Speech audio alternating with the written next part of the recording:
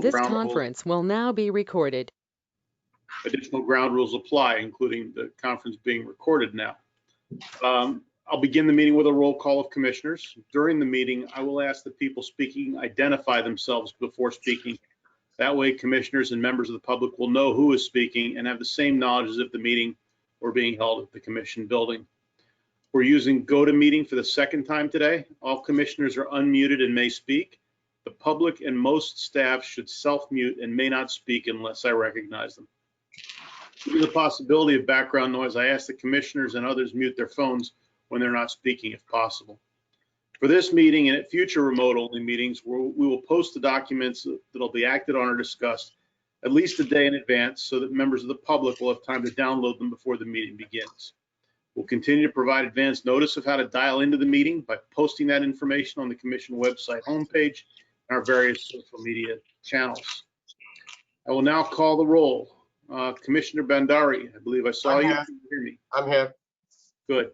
Commissioner Boyer. Cassie? Do not see her yet or hear her. Commissioner Boyle, I did see. I'm here. Thank you. Yes. Commissioner Brumbaugh, I did see and talk to. Here. Welcome. Commissioner Dordan. Here. Welcome, Chip. Commissioner McCarthy. Present. Welcome. Commissioner Metz, I heard. Yes, thank you. Commissioner O'Connor. Gary? Not yet. Commissioner O'Grady, yes? Yes. And friend? Yes. Commissioner Reimer, yes? Yes, I'm here. Great. Commissioner Sargent, we spoke to a minute ago. Commissioner Thomas. Dr. Thomas? Not yet. Okay, and Commissioner Wang we heard from. So I believe Commissioners Boyer, Thomas, and O'Connor. Excuse me real quick, Commissioner. For everyone, if you are not a commissioner or if you are not presenting, if you would please stop sharing your camera so that we can only see the commissioners or those who are presenting. Thank you.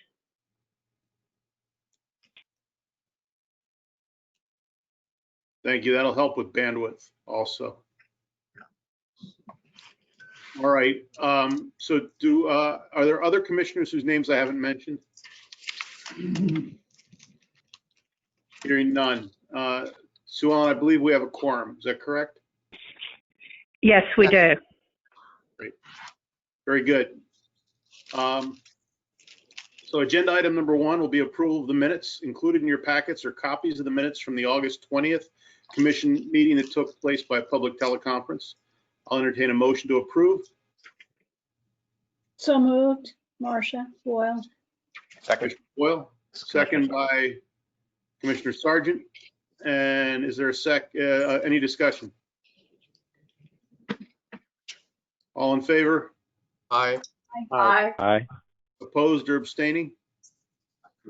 The minutes have passed. Agenda item number 2 is the update of activities. Commissioners have received the written updates from our centers. Commissioners, do you have any questions on the written updates?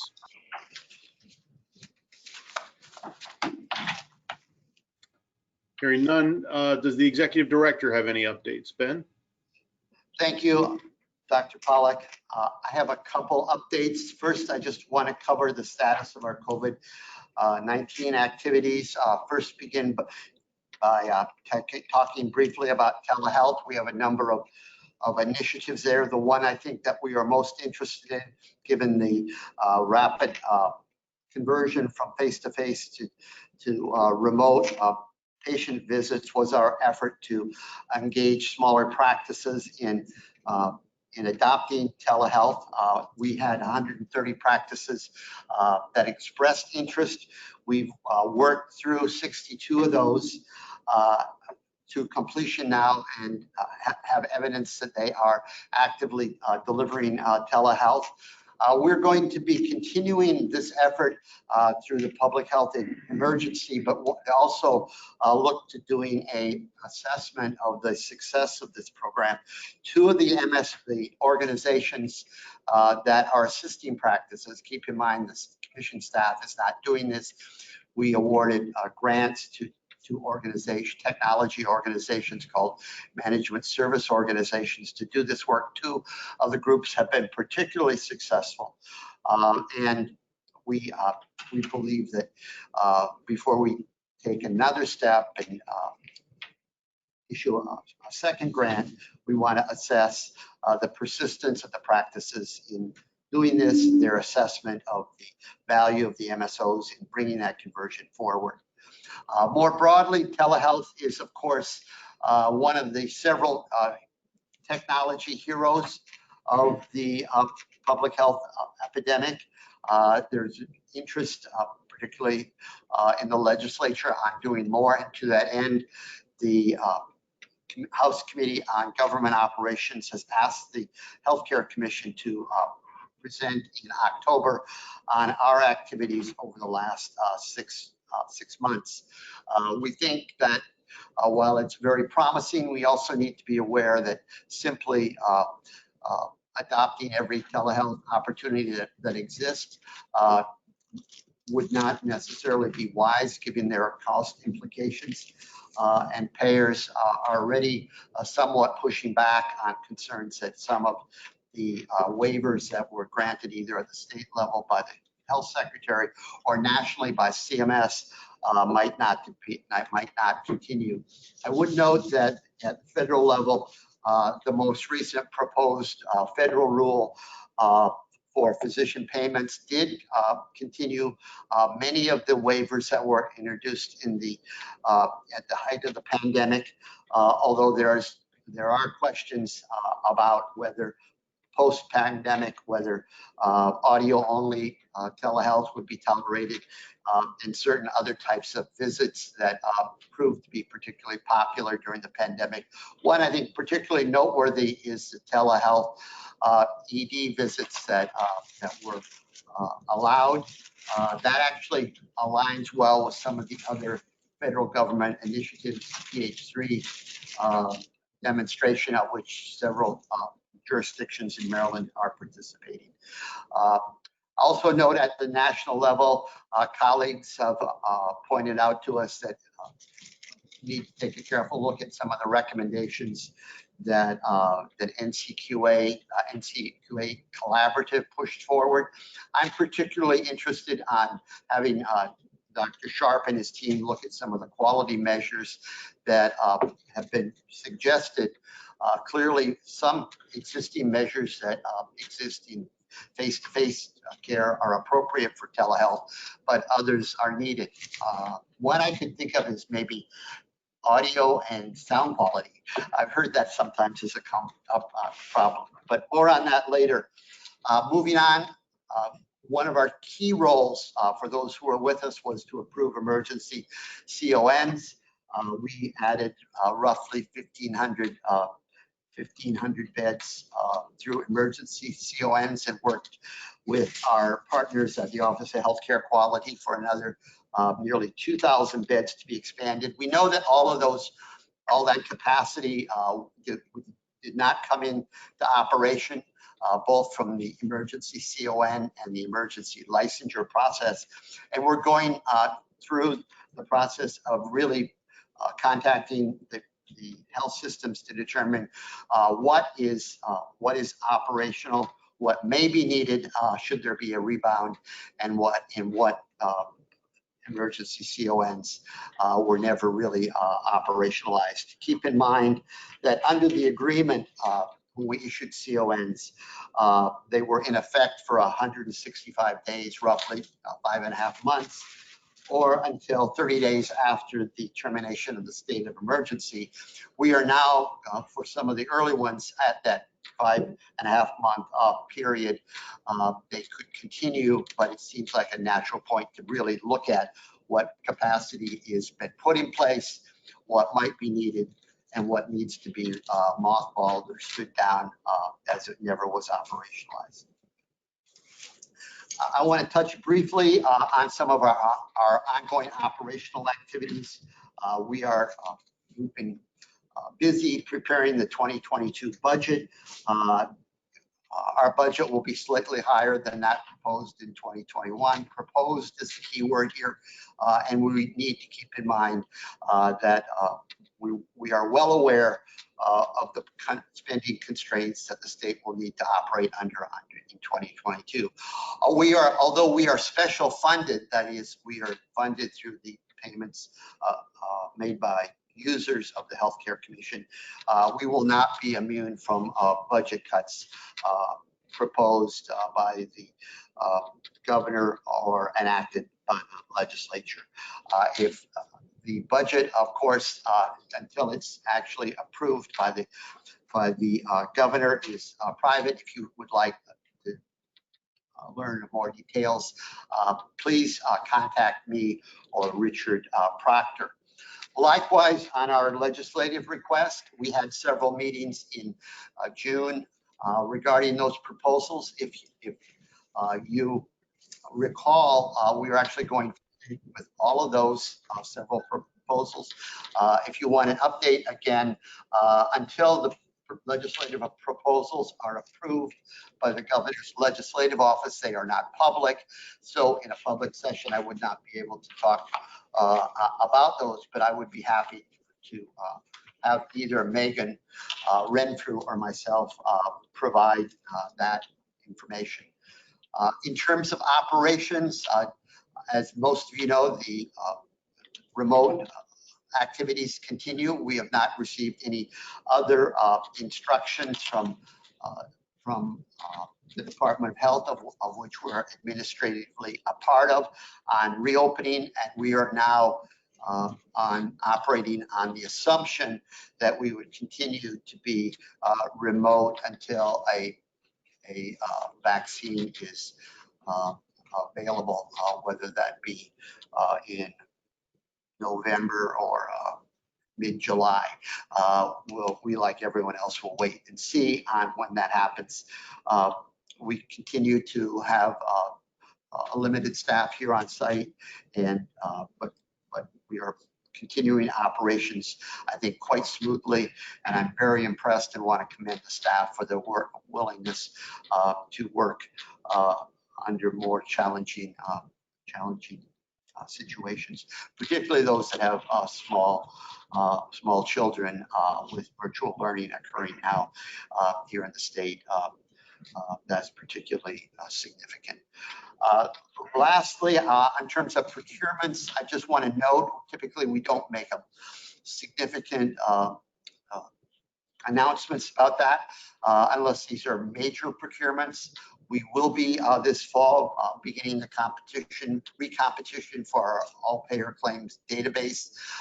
That, along with some of our work that we do on quality reporting, are very large procurements from the standpoint of the Healthcare Commission. We do expect a very competitive process and hope to have that procurement completed by the first quarter of 2021. That concludes my update. Happy to take any questions. Hi, this is Commissioner Boyle. I do have a question, not about what you were just talking about, but on the nursing home and assisted living influenza vaccination survey. I was kind of surprised. I mean, I guess it's good news that Maryland has reached 90% in terms of the influenza vaccination of the nursing homes, but like, why isn't it 100%? But then when I read how few of the assisted living facilities are have mandatory vaccination, and that lack of state mandate and employee refusal. I guess my question is, what happens to this data? You know, is there going to be a push for a state mandate? Given what's happened with COVID in nursing homes and assisted living facilities, it seems to me this should be a big deal. I agree, and we gather this information through surveys. We don't have any direct authority to mandate Oh, I realize. that either healthcare workers in those facilities get it. I mean, I think you're right. I think there's going to be some momentum. I have not heard of the health secretary issuing an order. I think there's a big push into making sure that that sufficient flu vaccine is available for those in congregate living.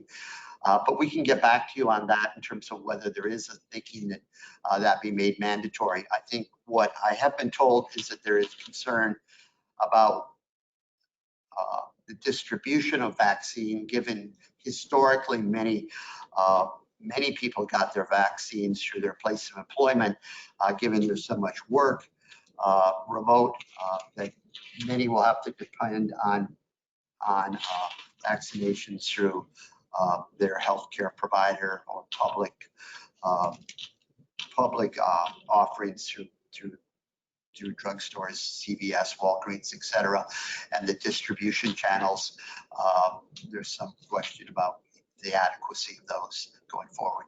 But we will get back to you on your direct question about possibility for mandates. Yeah, and I also think it's worth noting that the increase to 90% is a major increase over the years since we first started this requirement. So I really believe that public reporting of this information and requiring it has made a difference as well. Just Commissioner Metz here. I can weigh on that a little bit with my background. The vaccination is offered to every resident. We typically have almost 100% compliance. Last year was our best year ever with employees with 99% compliance. The challenge you run into is resident rights. So if the resident so desires not to have the vaccination, they don't have to get it. So mandating it would be near impossible. That's interesting. Do no states mandate it, Jeff? Not that I know of. I think facilities can mandate it. Hospitals, several hospitals do, and we do collect that information to see which facilities. Yeah, to my knowledge, yeah. I'm sorry, you were saying. To my knowledge, there's no state. Yeah, to my knowledge, there's no states that mandated Andy. And last year, like I say, it was we almost always have 100% resident compliance at our facility. I can speak to that. Last year was by far and away our best initiative for employees, and what we put in place was, and this was pre-COVID, we mandated employees to such that if they would not vaccinate, we added an incentive, but also said if they would not vaccinate, they'd be required to wear a mask throughout the cold flu season. And we only had an employee that chose the mask. So we also offered a lunch incentive for those to get vaccinated, and that worked out pretty well for us. Yeah, we have a similar incentive program at the hospital. For those who refuse to get vaccinated, we offer them an opportunity to seek employment elsewhere. Good one. It's simply not acceptable to walk around a hospital and be spreading influenza and to be contributing to that risk. I guess rather than take this issue up here now, the issue that you brought up is one that has come up several times over the course of the past several years. I think it's probably an issue that's going to be very timely going forward in terms of discussion, because the same discussion around influenza vaccination is going to occur around COVID vaccination, and it's going to be even more heated in the debate process, because while there is tremendous body of information to talk about the safety of the influenza vaccinations, the ability to talk about safety of COVID vaccination is going to be substantially more limited by definition, just based on the amount of time the vaccine's been available.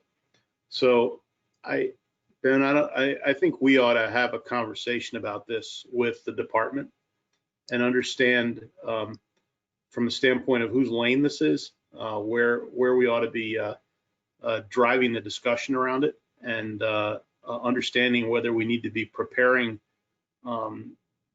any potential legislation for the upcoming session, or whether we ought to be preparing to address proposed legislation that comes forward, and who's going to address it and how.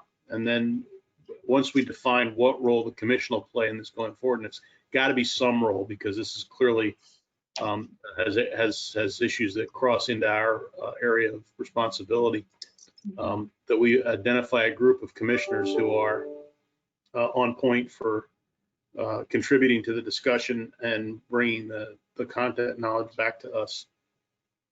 And certainly Commissioner Metz needs to be part of that discussion as the nursing home representative here.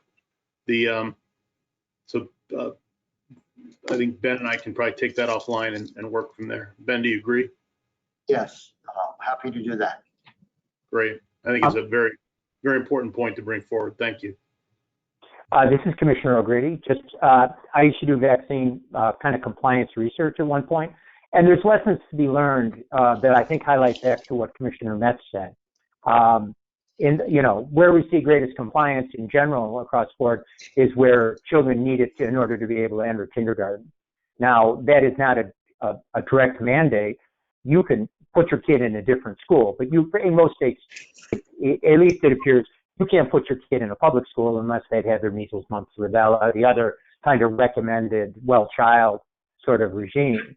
So that's kind of, among the pediatric population, that's how they get around. Everybody has the right to say no, but everybody doesn't have the right to go to the school in their hometown. If they want to homeschool, there's something else they can do that. But it will be that. But those other areas, I think, offer us guidance about how much you can mandate, how much you can say before you've really stepped on people's rights versus the protection of the greater population. And so I think there's just lessons to be learned from those other areas.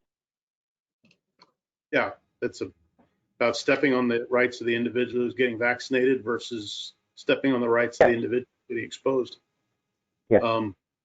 So, and it's an important balance and an important discussion. So thank you for that.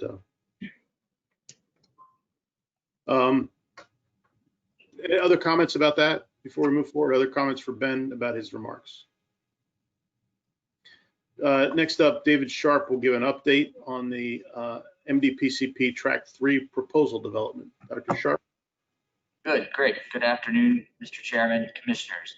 I have one addition to the monthly update pertaining to the Maryland Primary Care Program. My update follows up on my presentation at the August Commission meeting regarding the progress of the MDPCP Advisory Council in developing an optional Track 3.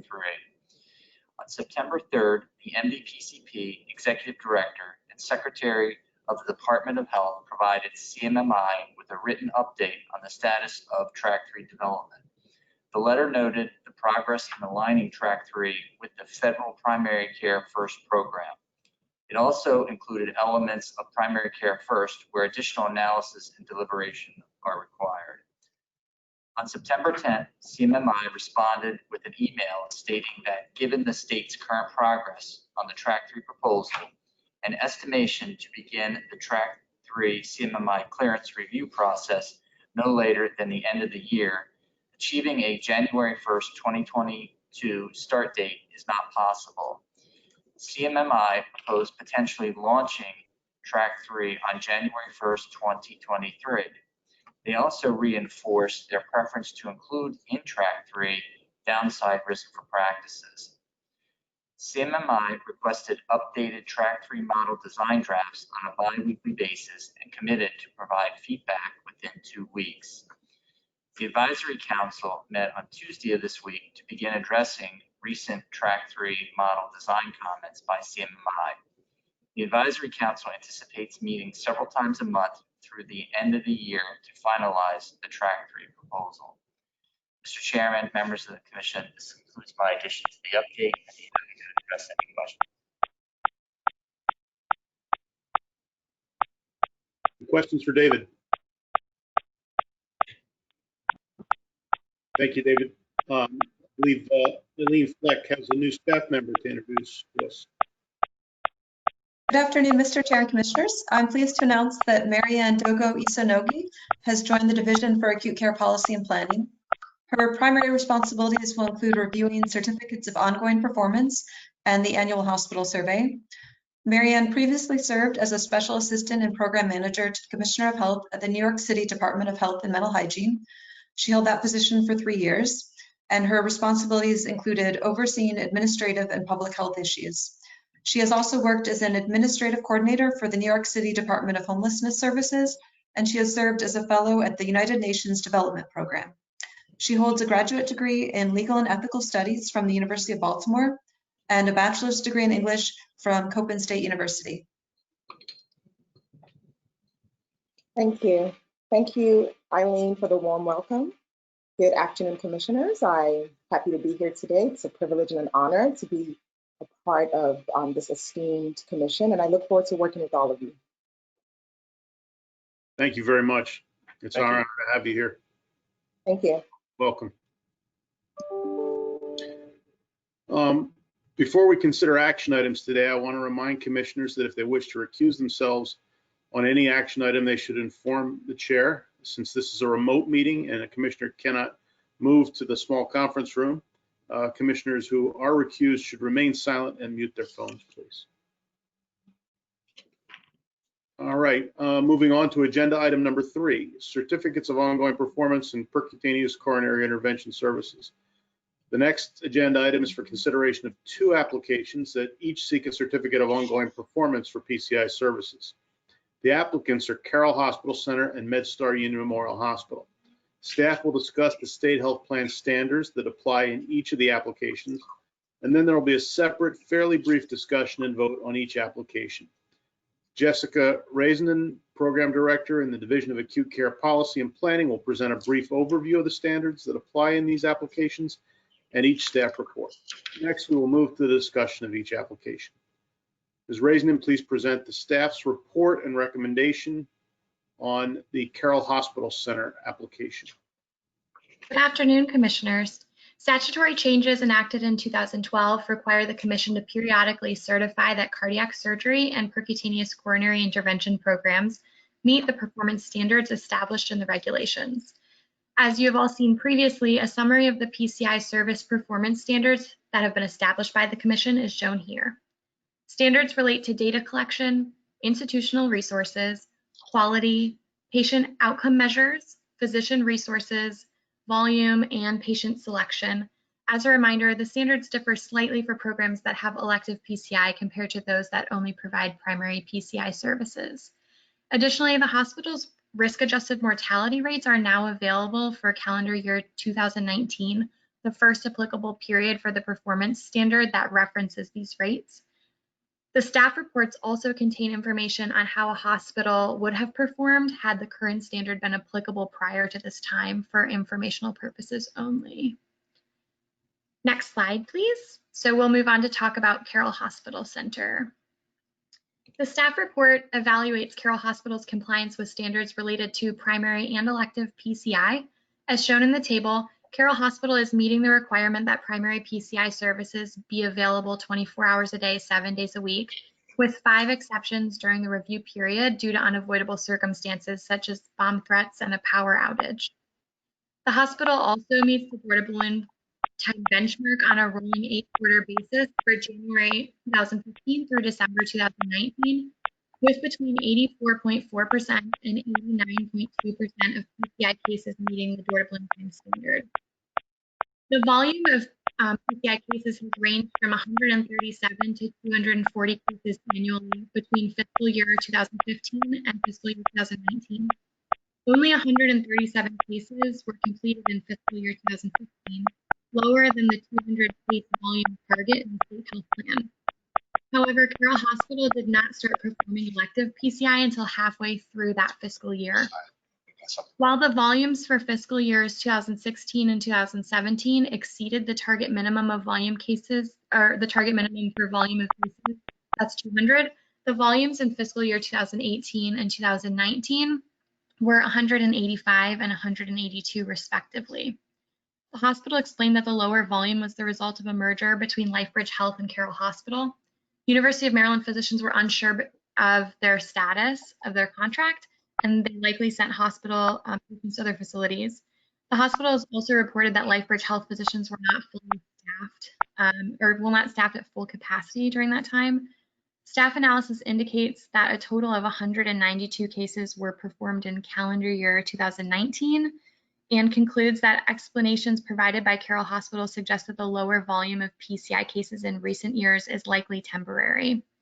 Because MHCC staff does not have a concern about the quality for the program, staff conclude that a focus review is not necessary. Staff also notes that the 200 PCI cases is a target and not a requirement.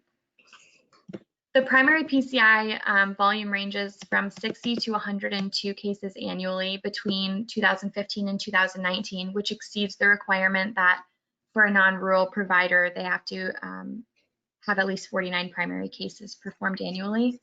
A focus review is required for a program that does not meet this minimum standard. So we determined that this requirement is not applicable. The reported physician volumes for the interventionalists who performed primary PCI showed that each interventionalist performed at least 50 PCI procedures annually on average over 24 months of January 2015 through December 2016 and January 2017 through December 2018. One physician only completed 31 PCI cases total for 2017 and 2018 combined. However, staff determines that this is acceptable because this physician did not perform primary PCI cases at any Maryland hospitals without cardiac surgery on site in these years. Next slide, please.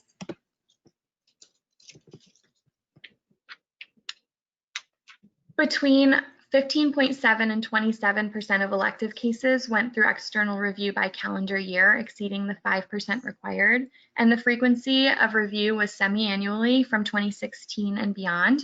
In 2015, there were 3 external reviews. At least 6 cases per interventionalist were reviewed externally per year as applicable, unless an interventionalist did not perform 6 cases. Additionally, cases were reviewed internally to meet the individual interventionalist review standard. No primary cases were identified as inappropriate during the review period, and 2 elective cases were identified as rarely appropriate by the external review with respect to at least one of the following criteria: clinical criteria and geographic criteria, and the ACC-AHA appropriateness criteria. The hospital provided information about the follow-up on these 2 cases, and staff determines that the responses were appropriate. Staff recommends that the commission find that the hospitals complied with all standards and approve a certificate of ongoing performance to allow Carroll Hospital to continue providing primary and elective PCI services for 4 years. We also have hospital representatives on the line. I think I saw them earlier. We have Patrick McMahon, who's the Manager of Business Development, Heather Green, the Director of Cardiac Surgeries Services, and Janice Toth, the Senior Quality Review Specialist on the line.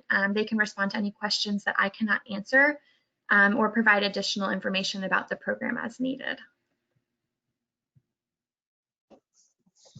Any questions from the commissioners for Jessica or for the staff from Carroll Hospital?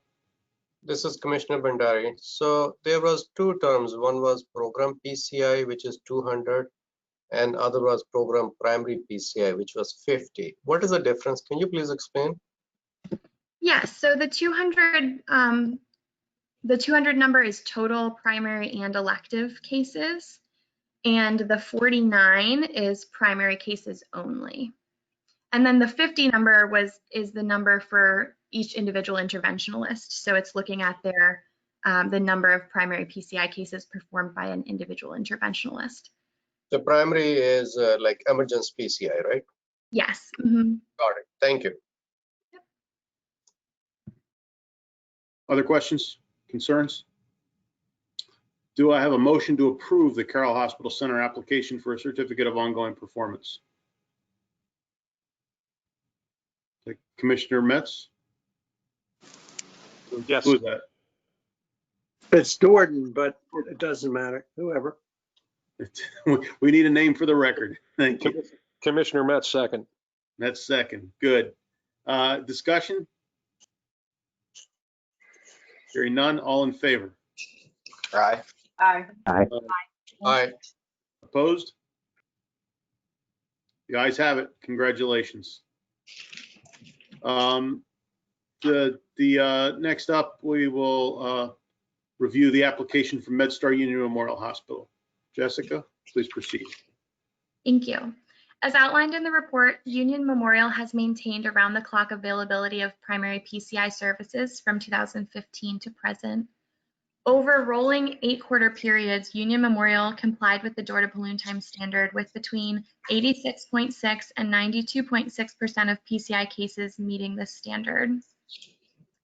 Union Memorial's PCI program performed between 1,019 and 1,106 cases between fiscal year 2015 and fiscal year 2019, and between 70 and 200 primary PCI cases per year between calendar year 2015 and calendar year 2019, all of which exceeded the standards. Next slide, please. The hospital completed external reviews semi-annually that included between 5.5% and 17.9% of elective cases for each calendar year. As applicable, at least 6 cases per interventionalist were reviewed externally per year, and additional cases were reviewed internally. No primary cases were identified as inappropriate during the review period. 7 cases were determined to be rarely appropriate with respect to either clinical criteria and geographic criteria or ACC/AHA appropriateness criteria. All of these cases were reviewed by the medical director, who determined that PCI was an acceptable treatment approach. Staff recommends that the Commission find the hospital has complied with all standards and approve a certificate of ongoing performance to allow Union Memorial Hospital to continue providing primary and elective PCI services for 4 years. We have Cheryl Lennon, the Regional Vice President of MedStar Health and MedStar Heart and Vascular Institute on the line, who can respond to questions that I cannot answer or provide additional information on the program as needed. Any questions on the MedStar Union Memorial application? Hearing none, do I have a motion to approve the application of MedStar Union Memorial for a certificate of ongoing performance? So move. Commissioner Bandari. Got it. Bandari and Reimer. All in favor? Aye. Aye. Aye. Aye. Any opposed or objections? Hearing none. Congratulations to MedStar Union Memorial for a certificate of ongoing performance. Moving on, agenda item number 4. Maryland Healthcare Quality Reports Consumer Website, a brief demonstration. During our August public meeting, the staff provided an overview of our healthcare provider quality reporting mandates and the effort to modernize and redesign our healthcare quality reports website. Today, we'll see more details about the redesign effort. Teresa Lee, Director of the Center for Quality Measurement and Reporting, and our contractor, Advanta Government Services, will give us a demonstration of new features and improved functionality of the website. Teresa, please proceed. Thank you, Chairman Pollack. Good afternoon, Commissioners. As Chairman Pollack said, last month I presented an overview of our reporting mandates and our activities that we undergo to produce and maintain our consumer website. And I also noted how our website differs from the CMS compare sites. I think it's important to reiterate that we have engaged consumers throughout this development process. We held consumer focus groups earlier this year, and we plan to hold follow-up sessions next month with the same focus group members to see what they think of the new features and functionality. We'll also find out how well we've prioritized the information that consumers say they're most interested in reviewing. Since our August meeting, we've hosted 3 internal focus group sessions for MHCC and HSCRC staff. The feedback from the staff sessions has been quite helpful as well, and we've already incorporated some of the suggestions. Courtney Carter of our staff did a fantastic job in facilitating those sessions. The site is still in the process of development, and our plan is to go live with the redesigned site by our December public meeting. We wanted to engage you early in this process, so we are here today to give you a demo of the test site. You can review the look and feel of the site, as well as the new features and functionality. We've started with nursing homes, our most frequently visited section of the long-term care site. We welcome your feedback and any questions you may have. You can see the new, on your screen, we've displayed the new quality reports homepage. At this time, I'd like to introduce Raina Tashen, Program Manager with Advanta Government Services, or AGS, our contractor that supports our quality reporting activities. Karen Smith, Project Director, and other members of the AGS team are available to answer questions as needed. Raina, I turn it over to you. Evening, everyone. Welcome to the Maryland Quality Reporting redesigned website homepage. It is an integration of two existing live production websites, the current Healthcare Quality Reports website and the MHCC Long-Term Care Guide. You'll notice a new look and feel with colors taken from the Maryland flag and a theme inspired by Maryland government websites. At the very top of the page, we have the MHCC logo, as well as links to health disparities, find additional resources, about us, help, and language, as well as the provider admin login button. Below that, we have the alert bar, which displays important notices such as information about COVID-19 in Maryland, or information about open enrollment. This scrolling text immediately draws the user's eye to the important information. At the center of the page, we have the hero section, which contains the title of the website, as well as a short blurb of the information available. Your resource for information on the quality and performance of nursing homes, hospitals, assisted. I'm getting a little bit of an echo. If people could mute. Okay, thank you. Your resource for information on the quality and performance of nursing homes, hospitals, assisted living facilities, and more. We also have the assistive search. Assume that I am a user coming to the website and I'm typing in nursing. Oops. Suggested searches will display below, and I can search the entire website for matching information. There are also quick links for price comparison, file a complaint, need health insurance, and create an advance directive. At first glance, when a user comes to the homepage, they can immediately see the information we have available in clearly displayed grids below. We have an option of 10 boxes, and in this particular demo, I'll be walking through the nursing home case example. Judy is a caretaker for her mom and is looking for a nursing home. She begins on the homepage and selects nursing home. On the second page that she is brought to, we have the same top navigation, alert bar, and assistive search, so that regardless of where the user is on the website, they can always go back to these components. Towards the center of the page, we have what we define as intent. Say, for example, Judy wants to find the best nursing home near her based on family surveys and quality ratings, staffing, or daily rates. Or she has a nursing home in mind already and she wants to learn more. She could also be looking for a nursing home by type of service provided. And if she's not sure what she's actually looking for, she would select the last option. I would like to see what you have available. Judy is looking for a nursing home that can provide certain services. After selecting that button, she's brought to the third page, which we call the quick compare.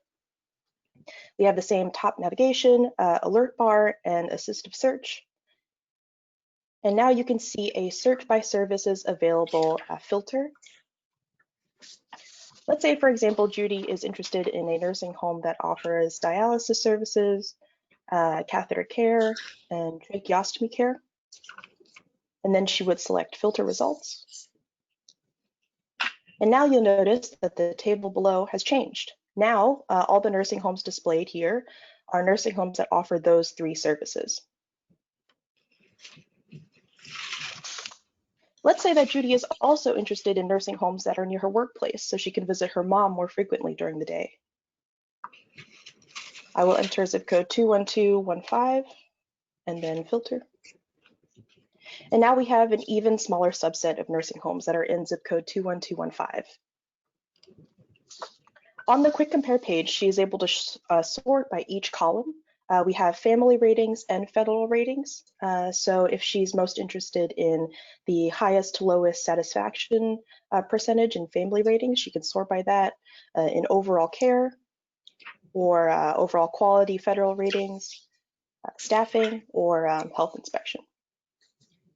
And we can see that out of all of these nursing homes listed, it looks like Future Care Lockern is a strong contender. She is also able to select up to 5 nursing home facilities to compare. And this functionality will be available in the December release, but for now we have just a placeholder. As Judy, let's select Future Care Lockern to learn more. On this page, we have arrived at the nursing home facility profile. We have the same consistent top navigation, alert bar, and assistive search. And then we have the facility type, the name of the facility, address, county, contact phone number, website, and provider ID number in the top right corner. You'll notice a no photo found. This is a placeholder for the facility photos that we will be receiving from all the nursing home facilities. There will be 1 external shot per nursing home facility, but for now this is just a placeholder. We also have 7 easy access tabs containing the overview, family satisfaction survey, staffing, quality measures, inspection reports, available services, and resident characteristics. By selecting one of these easy access tabs, Judy is immediately brought to that particular section.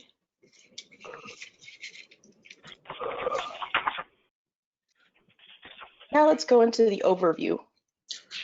Each nursing home facility profile will have an overview section with the CMS overall star rating, as well as when it was last updated. Please note that this is just a placeholder data, as we have from October 13, 2019. We also have information on facility ownership, licensure/certification, toilet configuration, beds, and daily room rates. You'll notice the same visual hierarchy that we've used on the previous pages, where when the person first comes to this profile, they can clearly identify that this information is for Future Care Lockern. And then the section overview and the header stands out more. We also have the use of colors and icons to add visual interest. There's also a Show Maryland Comparison function. Judy is able to compare this facility's stars and percentages and daily rates with those of the Maryland average. Hide and show this section. Now moving into the family satisfaction section.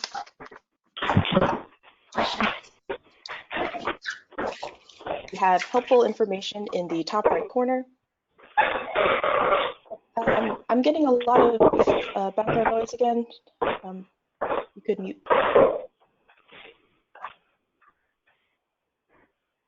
Thank you. So in the family satisfaction section, we have 2 columns clearly distinguishable from each other, the score and the Maryland score. You'll also notice the consistent use of decimal places. And we have also added the out of notation. A 3.4 out of 10, for example, is very different from a 3.4 out of 4. And you also notice that these bookmarks on the far left, Judy is able to bookmark particular rows that she's interested in to come back to later.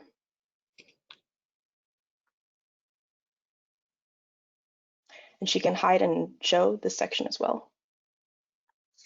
You can see additional sections below the family satisfaction section that are collapsed at this point.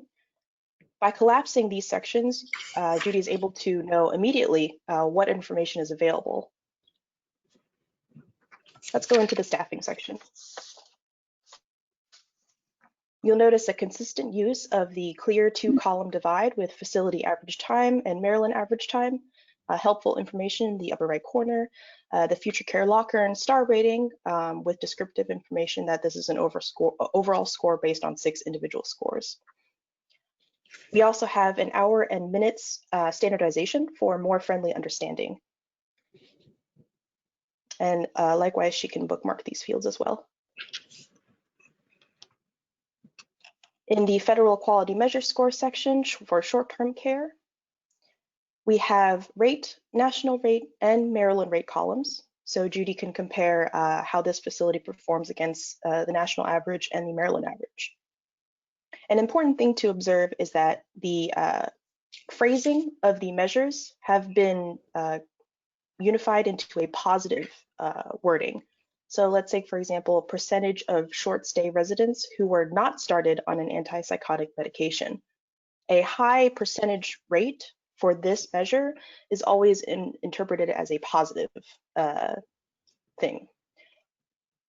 And again, we have the star rating for the facility, helpful information in the top right, and then collapsible and expandable subsections for items that were used to calculate the star ratings versus not. Again, she can bookmark. Similarly, the long-term care section also has the same 3 columns: rate, national rate, and Maryland rate, the consistent use of decimals, the consistent positive phrasing, and a similar look and feel to create a theme.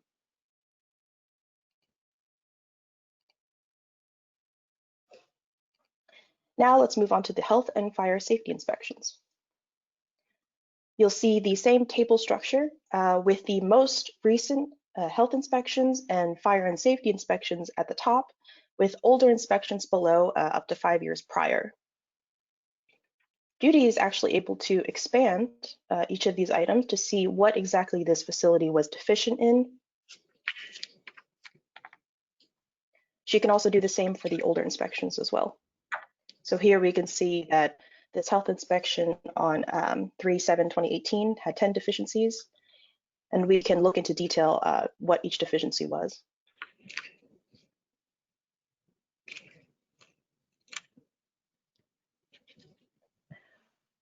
Now let's go into staff influenza vaccination rates.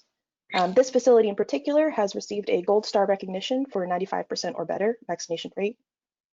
This gold star will dynamically appear if the facility, of course, does not have a 95% or better vaccination rate. They won't have that gold star. We also have trending information from previous years, and we can see that this facility has been gradually improving over the years, and it is better than the Maryland facility average of 89.9%. In the available services section, it is very clear immediately looking at it what services are available and what services are not by the crosses and checks. And then lastly, we have the resident characteristics section.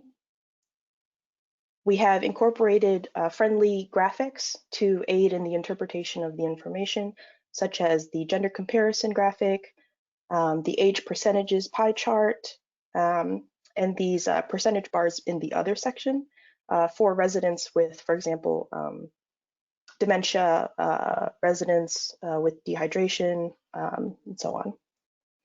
There's also a similar Show Maryland comparison button, and Judy can look at the Maryland averages for age, gender, and those other characteristics. So I'd like to summarize the pages that you have seen so far. You'll notice the recycling of components, which helps in rapid development. We also have the overall consistent use of colors, icons, graphics to add visual interest. And then I'd also like to show everyone the chatbot. The chatbot is not integrated currently, but it will be for the December release. And here is a sample of what it looks like. It is inspired by the Maryland.gov chatbot.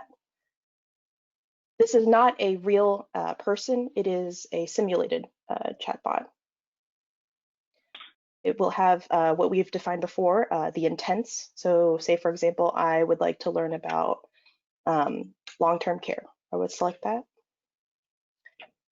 And then the chatbot would respond with, are you looking for information about long-term or respite care? I can similarly type in items. I'm just going to type in gibberish, send it, and it'll just repeat the questions since it didn't really understand what I wrote back.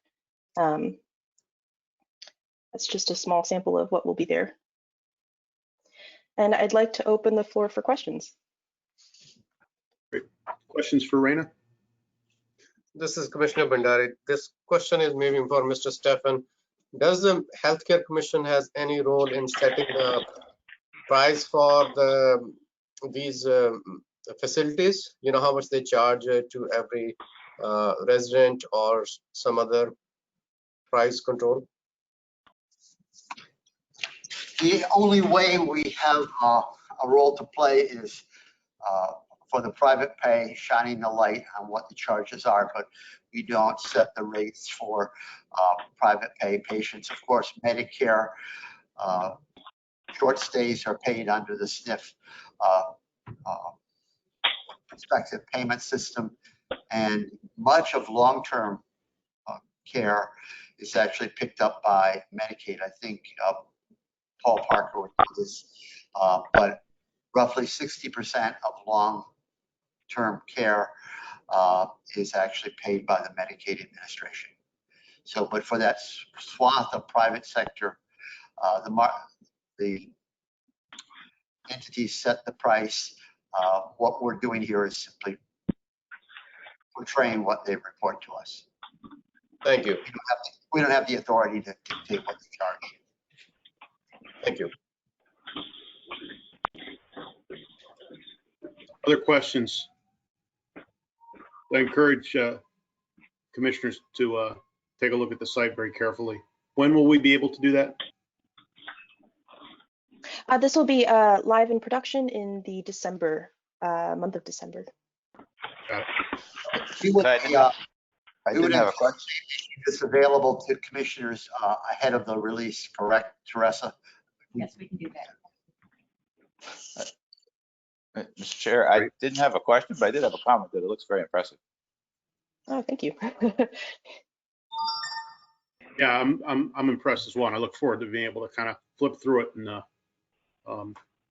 get a better understanding of it that way. Congratulations on it. Fantastic work. Looks very, Mr. Stephan, is it possible if we commissioners can look at that, give the letter extra time, maybe a couple of weeks, because sometimes there may be some suggestions on these before they open to the public? Absolutely. I'll work with the staff here in terms of when we can make it available. A couple weeks might be a little early, but well before the release, make it available to you so that your input could be incorporated in the design.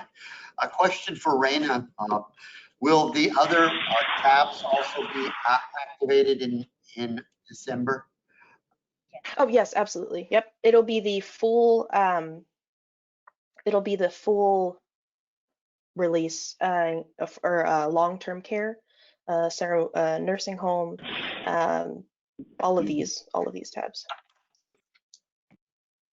So there will be quite a bit to look at. And we are quite early in the process of website development, but we just wanted to make sure that you all agree we're on the right track. So everything you see here will be functional when it's provided to you. This is Commissioner Bandari. What kind of information you will provide about physicians? I saw physicians also in that. Right now, we still have the information that we get through Physician Compare and through the state office of the office of the Maryland Board of Physician Quality, or whatever it is.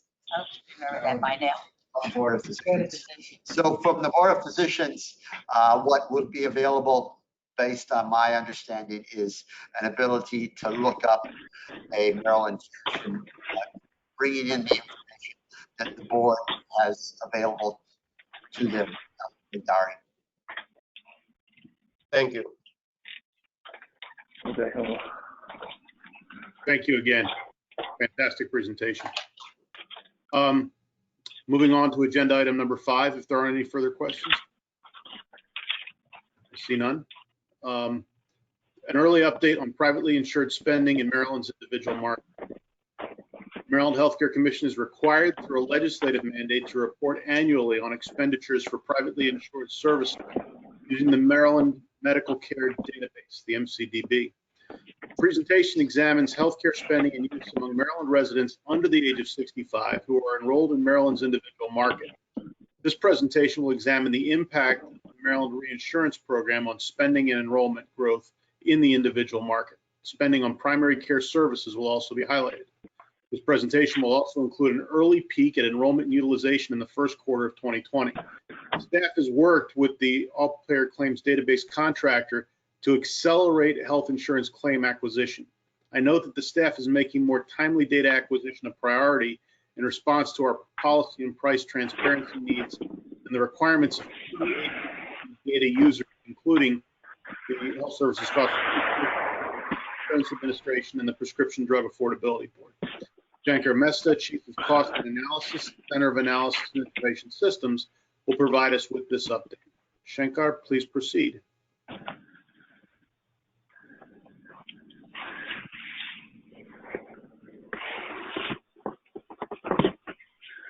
Shankar, if you're speaking, I believe you're muted. Somebody's not muted, however, who's not speaking. And we're getting a lot of background noise. Go ahead, Shankar. Good afternoon, Mr. Chairman and Commissioners. Thank you for sharing the purpose of my presentation. I'm excited to bring this update to you today. In the last few months, we have been tirelessly working to improve our center analytical services so that we can analyze the latest data available in MCDB much earlier. What makes this early update different compared to previous update is that the entire analytical work, starting from extracting the data set to creating the PowerPoint slide deck, was done in-house. In other words, we did not have to spend any money from our contract with the data vendor to create this update.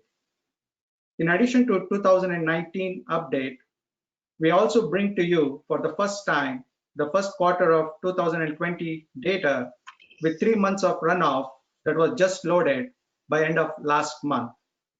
I am pleased to share that we have 2 additions to this update: individual market enrollees out-of-pocket cost share trend and update of 2019 primary care spending in individual market. The next several slides, I'll start by describing the background of this early update. After that, Ken will share about facts and outcomes of Maryland Reinsurance Program. Then I will discuss about an overview of membership enrollment, illness burden, and per member spending in different service categories.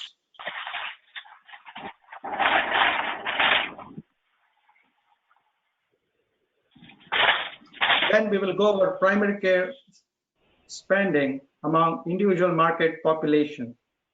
Finally, we'll share about the first quarter 2020 enrollment, spending, and utilization among individual market to provide an overview during early phase of COVID-19 pandemic. Next slide, please.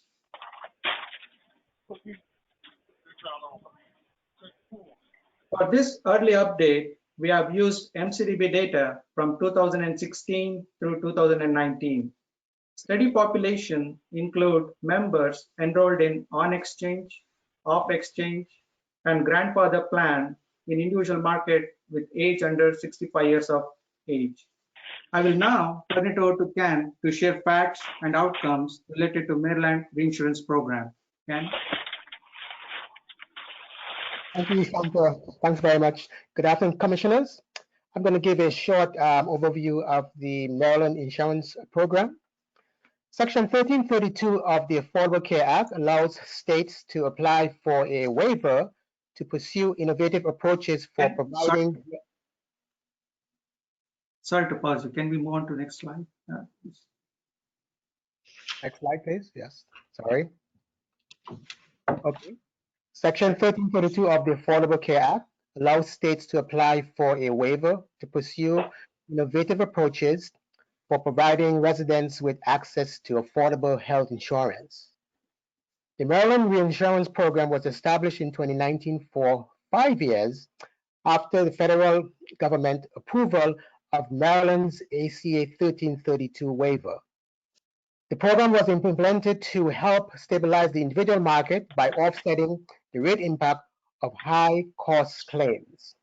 The ACA 1332 waiver allows Maryland to partially fund the reinsurance program using federal pass-through funding through net advance premium tax credit savings.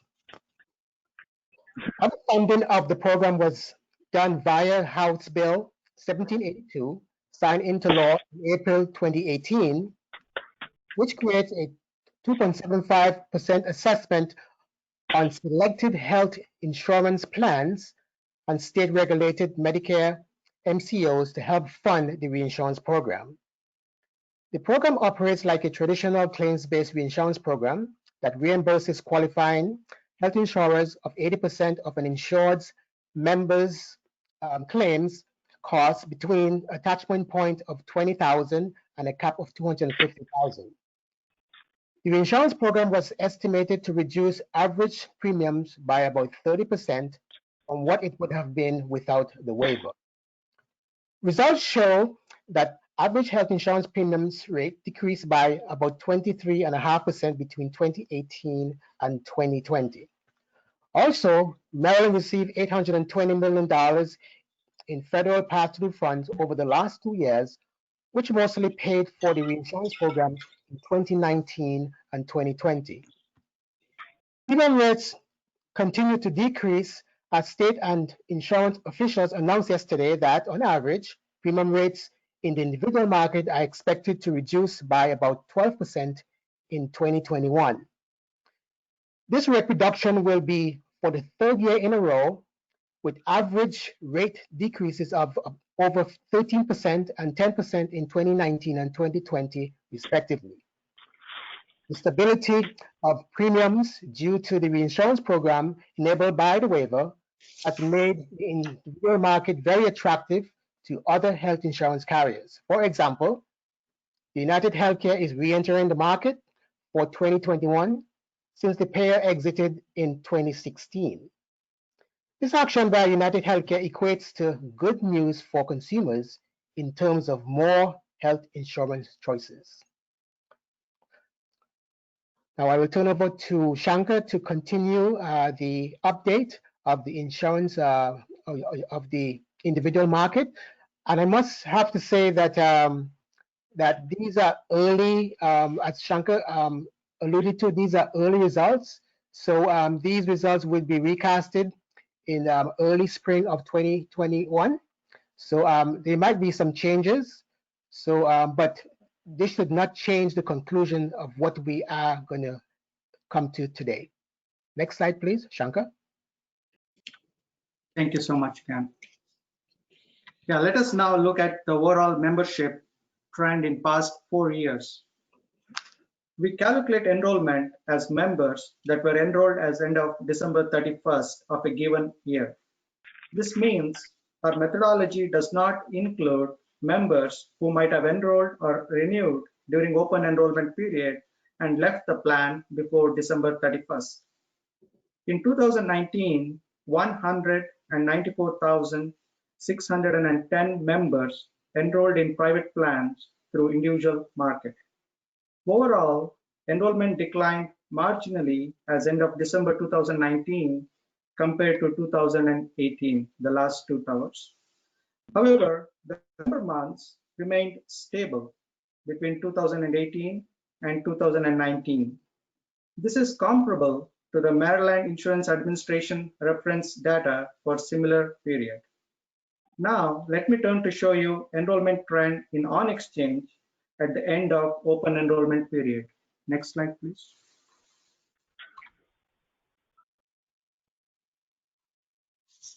In 2019, Maryland increased funding for its reinsurance program, which led to growth in enrollment. Overall, on-exchange enrollment as of January 2019 increased by 3% compared to January 2018.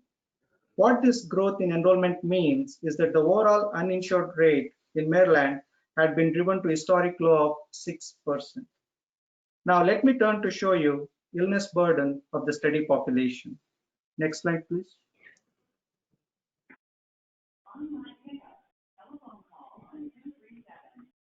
To calculate illness burden, we used John Hopkins ACG software version 12. We used median unscaled concurrent risk score values. The unscaled concurrent risk score helps us to understand what the illness burden among study population compared to national reference. For example, if study population risk score is greater than 1.0, it indicates that the population is sicker than the national reference population. The illness burden improved in individual market in 2019 compared to 2018. This improvement could be attributed to impact of state reinsurance program, which resulted in stopping healthier individuals leaving the market. Next, let us look at per member spend within each service type category during 2016 to 2019. Thank you. Our analysis showed a total spending of about $1 billion in all service combined in 2019. To understand the impact of different service types on this total spending, we grouped the claims as inpatient, outpatient hospital, outpatient non-hospital, professional, lab and imaging, and prescription drugs. Per member spending for all service combined increased by about 7% in 2019 in comparison to 16% increase from 2017 to 2018. This percentage increase was contributed by increases in all service categories. Next slide, please.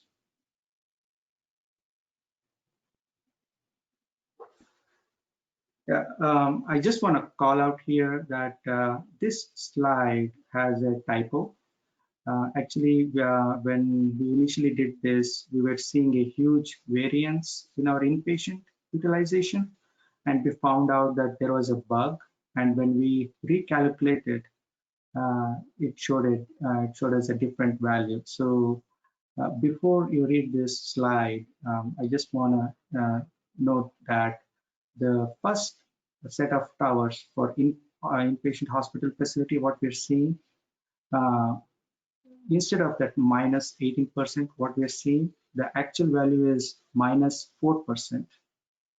And the 30% increase in unit cost, what we're seeing, the actual value is 7%. Our apologies for sharing the wrong slide here. However,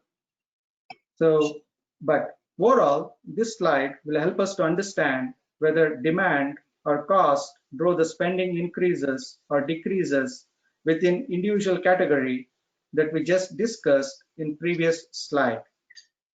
The increase in unit cost was the cost driver in all service categories type except for prescription drugs. In prescription drugs category, increase in utilization was the cost driver. Next slide, please.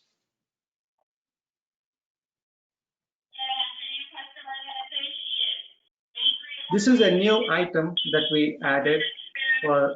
Doctor, can I interrupt you for a second?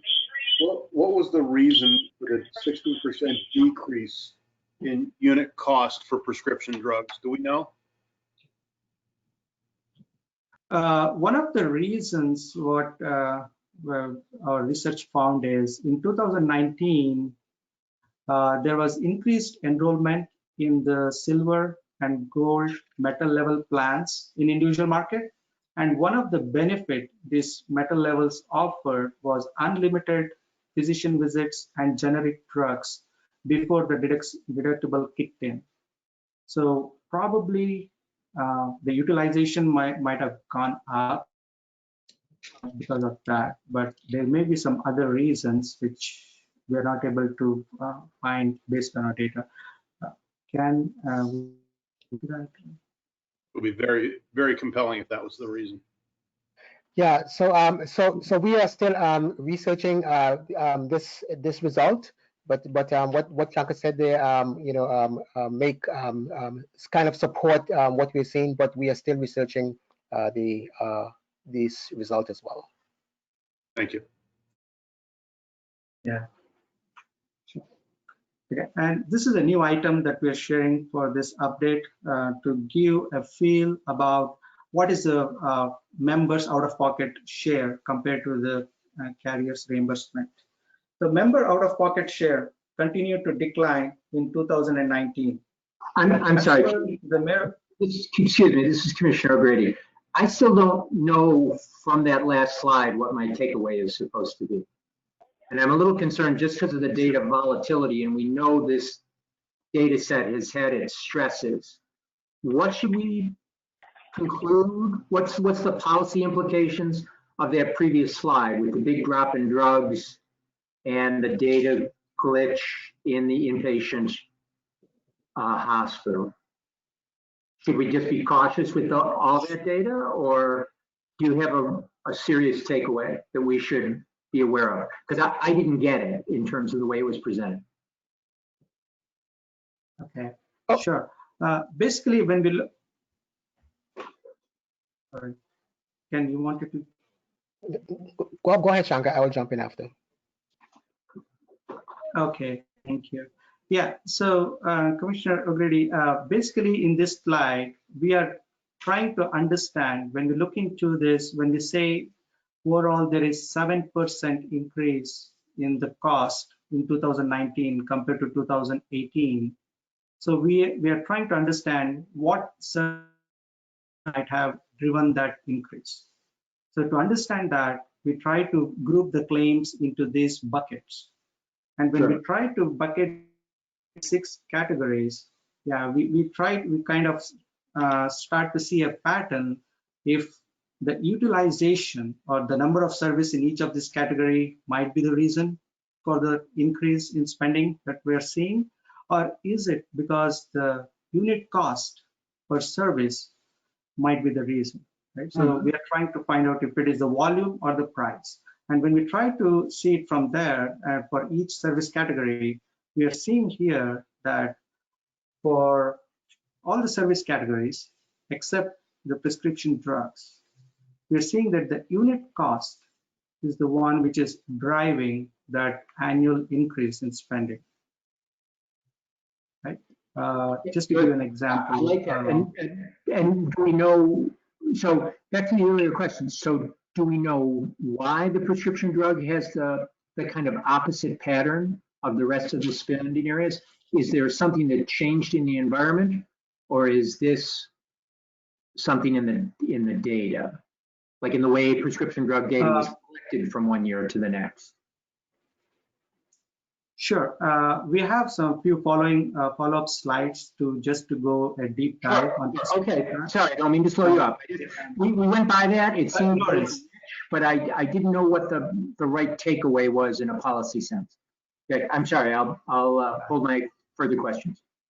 So, Commissioner Grady, I just want to stress that, as Shankar said, the inpatient result that you see here is not the correct slide. So what happened here is that, utilization was just went down by about 0.4%, but the unit cost went up by 7%. So but as we are going to in the early spring, we are trying to separate out the unit cost into how the unit cost is affected by the intensity of services and also the price. So this 7%, we want to really break out that 7% for the inpatient unit cost to see how the intensity of services affect that unit cost. So as we know, for unit cost, it has 2 components. It has the intensity of services and the price piece of it. So we just want to understand, how the intensity of services are affecting the unit costs, and this would be showcased in the early spring of 2021. Right, and so what we should see as commissioners, what you've done a nice job here. What we should take away from this, just thinking total cost of care and the rest of the things that we discussed, is that what we've got is we've got a price bump that's happening here that is a little, I didn't expect it anyway in the discussions we had as we moved from sort of simply a hospital-based system into a total cost of care. You're showing us that we're seeing price increases that are well above growth in GDP or growth CPI, any of the normal growth factors, 21%, 12%, et cetera, et cetera. So that's our policy takeaway. That it's not utilization that's going up, it's the price per unit that's going up. And that has not very positive implications for total cost of care, controlling the total cost of care. Am I misinterpreting your data? I would add one thing to that, Commissioner Grady, this is Commissioner Sargent. On prescription drugs, what I see when I see a graph like that, a unit cost change from year to year, there's going to be some small group of drugs that caused the 26% increase one year in unit cost and a minus 16% increase the next year. You can drill down. It's not going to be a generic, all drugs go up by 26%. Something happened, a new treatment, something came off patent. There's some outrageous price that's causing a 26% overall unit cost, and maybe it clawed back or something else happened the next year. Like for drugs, I'd look at it a little differently, and you really should be thinking when you see that, what drugs are those? What's driving that? Because it's going to be a small, very small group. Right. So if we take that, which kind of has this outlier effect, let's call it, on the drugs, and if we just hold our judgment on inpatient hospital, but we are seeing this where it's not utilization that's going up, and consistently it's prices that are going up, not that people are using services more. And so that doesn't seem to me a great harbinger of total cost of care being under control. If I may add one other point is, and I think we really want to look at this carefully and perhaps refresh this, but the numbers of the bars that I looked at most carefully were the inpatient facility, which under the new model, we would expect utilization to go down, but because of the impact of the GBR, that is, revenue is largely fixed, prices would go up, although, as Shankar pointed out, they shouldn't have gone up on a unit basis as much as they did. The rapid jumps in prices elsewhere, in unit prices elsewhere, are a little bit hard to fathom. We have a pretty narrow group of, we have two payers in this comparison. It's largely based on careful data. So we want to go back and look at this. Welcome. If you are a Scan It customer, please scan the barcode on your Scan It or Scan It mobile device. $4.49. So somebody if you look at the slide, or mute their phone. $3.39. $3.99. Levon, is there a way to figure out who that is? $19. No.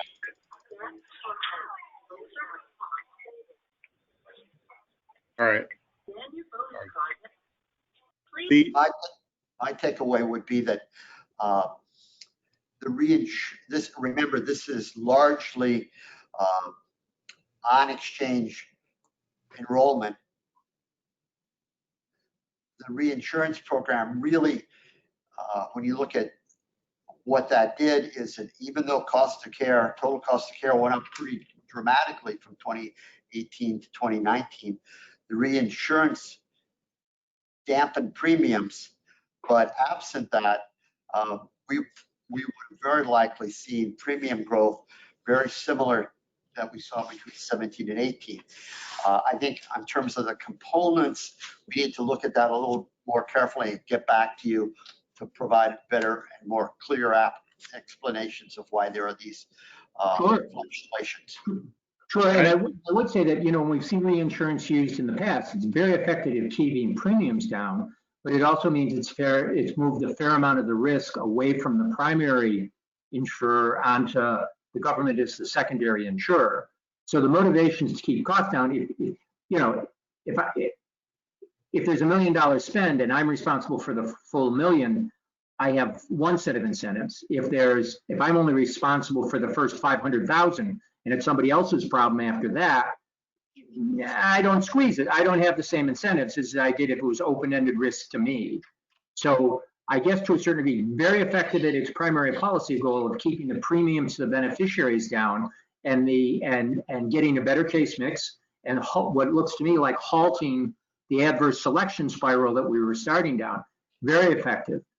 But you just have to know that the kind of negative consequence sometimes is that you are liable to see total spend going up because the risk is now shifted into this not managing third-party government fund.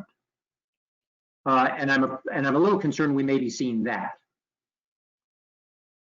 But if you want to kind of work with this data more, I know you want to work on the inpatient facility numbers, et cetera, et cetera. Yeah, just get back to us when you've got something you're more comfortable talking about, and then we can take policy implications from. Thank you. Yeah, absolutely. So once we come back to you with our full-blown 2019 PI report, we will iron out some of this, maybe some data issues or some, and then we can come back to you with more detailed analysis on this. That'd be great. Sure. Next slide, please.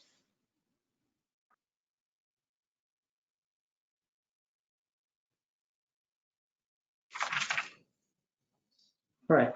So member out-of-pocket cost share continued to decline in 2019.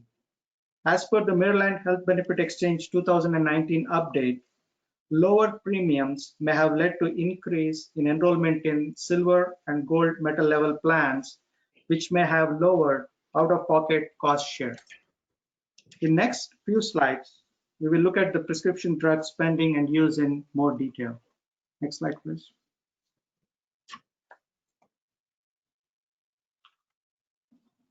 As seen in previous year's report, brand name drugs continue to contribute to majority of per member spending in prescription drugs, which increased from $1,758 to $1,918, an increase of $160. Next slide, please.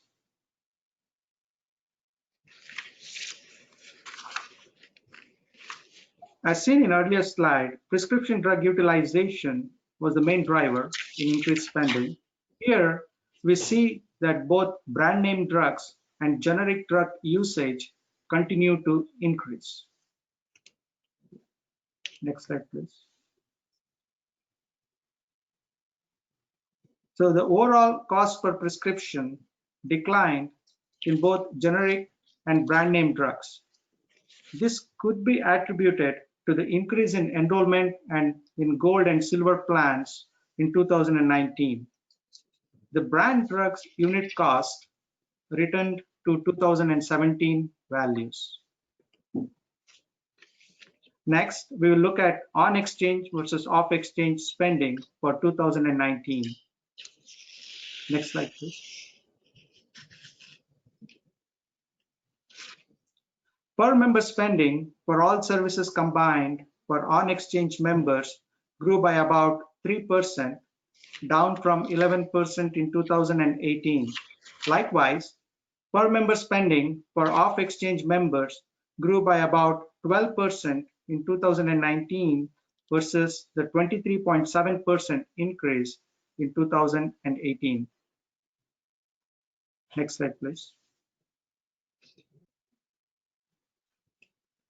In May commission meeting this year, we shared with you about primary care spending in all markets. Here, we present you an update about primary care spending in individual market in 2019. In 2019, annual primary care spending percentage was comparable to previous 3 years. Average annual spend was $272, an increase of $51 compared to 2018. This might be due to increase in primary care utilization resulting from new bronze plan benefits during 2019, which included up to 3 visits to primary care and mental health physicians before deductible kicked in, and the gold and silver plans offering unlimited physician visits and generic drugs before deductible kicked in. The next few slides, I'll show you the cost and utilization in the individual market in the first quarter of 2020. Next slide, please.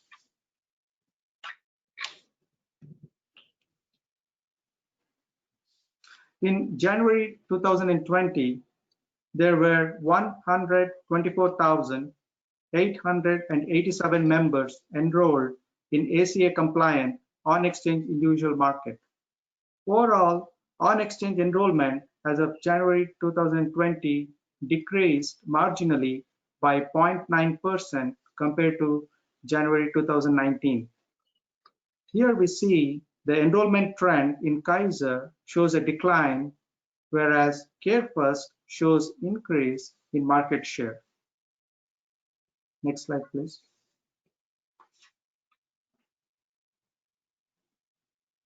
Our analysis showed a total spending of about $281 million in all service combined in first quarter of 2020.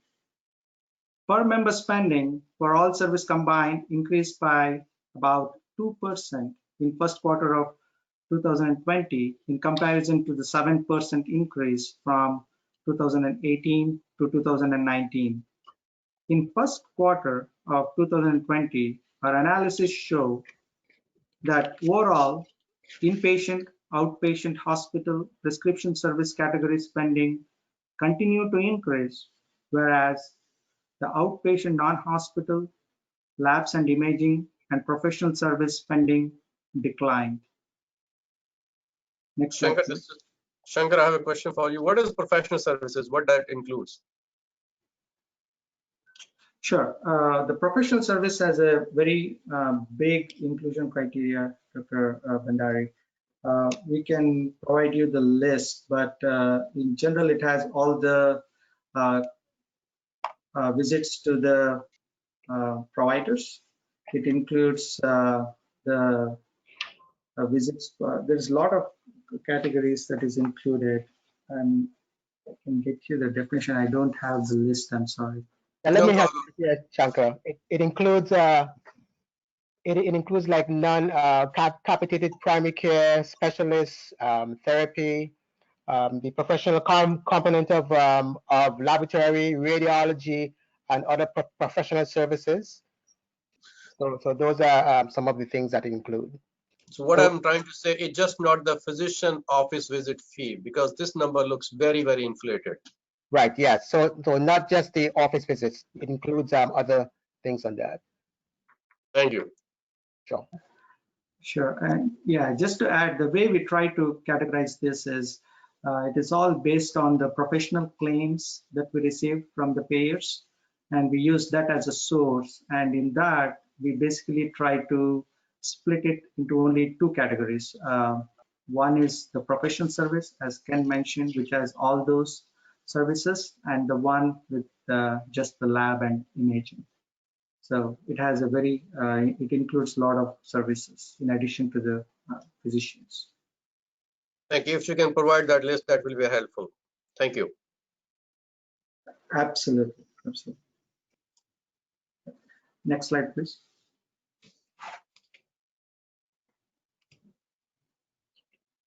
As Maryland began coming to grips with the potential impact of COVID-19 pandemic by end of first quarter, we observed that utilization of all services types except for prescription drugs declined when compared to the first quarter of 2019. Next slide, please. So a point that I want to make here is that we didn't actually break out the total change. We broke out per capita change and utilization change, correct? Correct, Ben. Yeah. And you're just changing your label here. So per capita actually means total, but we don't pick up change in price, which in the previous slide you did show in the hospital setting. That would, some of the total cost of care protections were very beneficial to hospitals during the pandemic when utilization collapsed as hospitals tried to clear out their institutions to get ready for the flood of patients affected by COVID-19.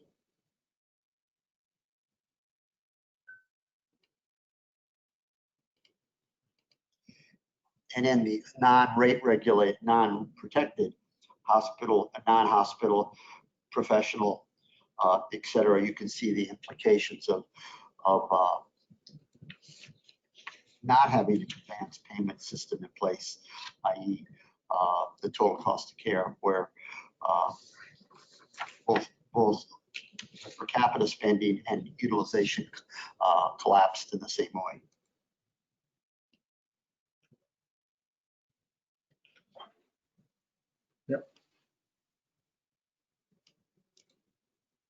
Right, so we come to the last slide, and the takeaway from this update are that the annual per member spending across individual market increased by 7% in 2019 compared to 16% growth in 2018. The number of covered lives at end of 2019 stabilized in comparison to 2018 due to the impact of Maryland Reinsurance Program waiver. Individual market population illness burden improved from 2018 to 2019, suggesting improvement of health status among previously high-risk individuals and or due to persistence of healthier individuals due to decrease in premium as a result of Maryland Reinsurance Program waiver. Annual spending for unexchanged members increased at slower rate in 2019, up 3% compared to a year ago, up 12% in 2018. The annual primary care spending of 3.5% among individual market members in 2019 was comparable to 2018. The first quarter of 2020 utilization declined in all service types except for prescription drugs compared to the first quarter of 2019. That is it.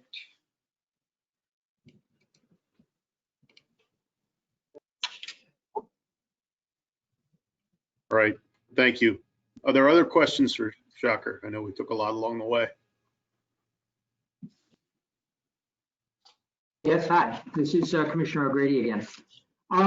Shocker, in terms of when I compare your chart number 15 to your chart number 5, you're dropping a year and then adding a year. And especially if you want to just focus on 15 for a second, we see this is the year where we see the drop off, the gain for Care First and the decline for Kaiser.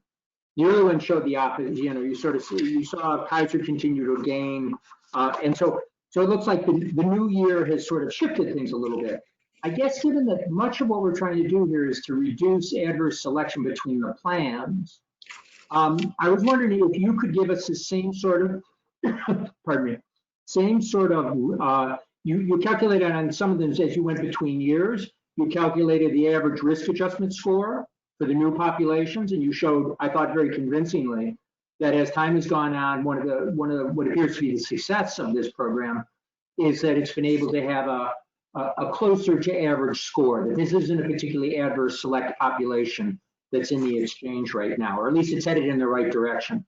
So do we know that in what happened in 2020, did, as history has seen in FEHB a number of times, the Blue Cross Blue Shield plan tends to pick up a more severe risk adjustment subpopulation.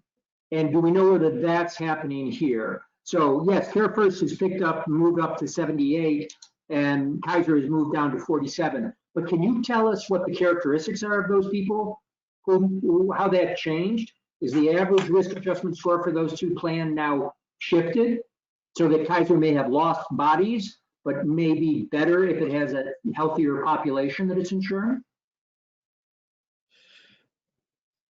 So what, maybe I offer an explanation here that what you're seeing in 2020 is very much tied to the way in which reinsurance is implemented in Maryland. And because Care First had a greater share of the high-risk patients, premiums for Care First were more significantly adjusted by the reinsurance program than they were for Kaiser. Consequently, the gap in price between Kaiser and Care First in 2020 narrowed, and consumers that were price sensitive in 2019 who had gone to Kaiser switched back to Care First in 2020. I think that from the work that the Maryland Health Benefit Exchange has done, that very largely would explain the resurgence of enrollment in Care First in 2020. Well, and that should, at least given if history is anything, that kind of a consumer, the one who was mostly price sensitive to the premium, not to cost sharing and other things going on, it typically has a lower risk adjustment score, some below 1. So it would be nice, though, as we move forward with this, to be able to see the relative risk of these two populations as they change over time, because that's fairly important in knowing whether this is working or whether is one of these insurers picking up. And certainly, as you said, that was it United Healthcare is re-entering the market. It'll be important to see how those relative risks between them kind of say, and you would hope your methodology can offset it, like you said, Ben. I mean, that's good news that the premium was the reinsurance was able to subsidize and keep the Care First premium from going up more if they have riskier people. That's exactly what you wanted to do. I guess I would only ask that we see the risk adjustment scores so we can judge what part of that is movement of price sensitive consumers versus kind of the traditional adverse selection scenario. I had one more question, and I'm sorry to dwell on this too much. In the introduction, you said that this came from the money for this, which looks like it'll probably only continue to grow, is coming from the feds through pass-through. So does that mean that is some amount that they've taken over off their total payments to the state of Maryland, or is that actually just free money from the feds because they didn't want the exchange to fail?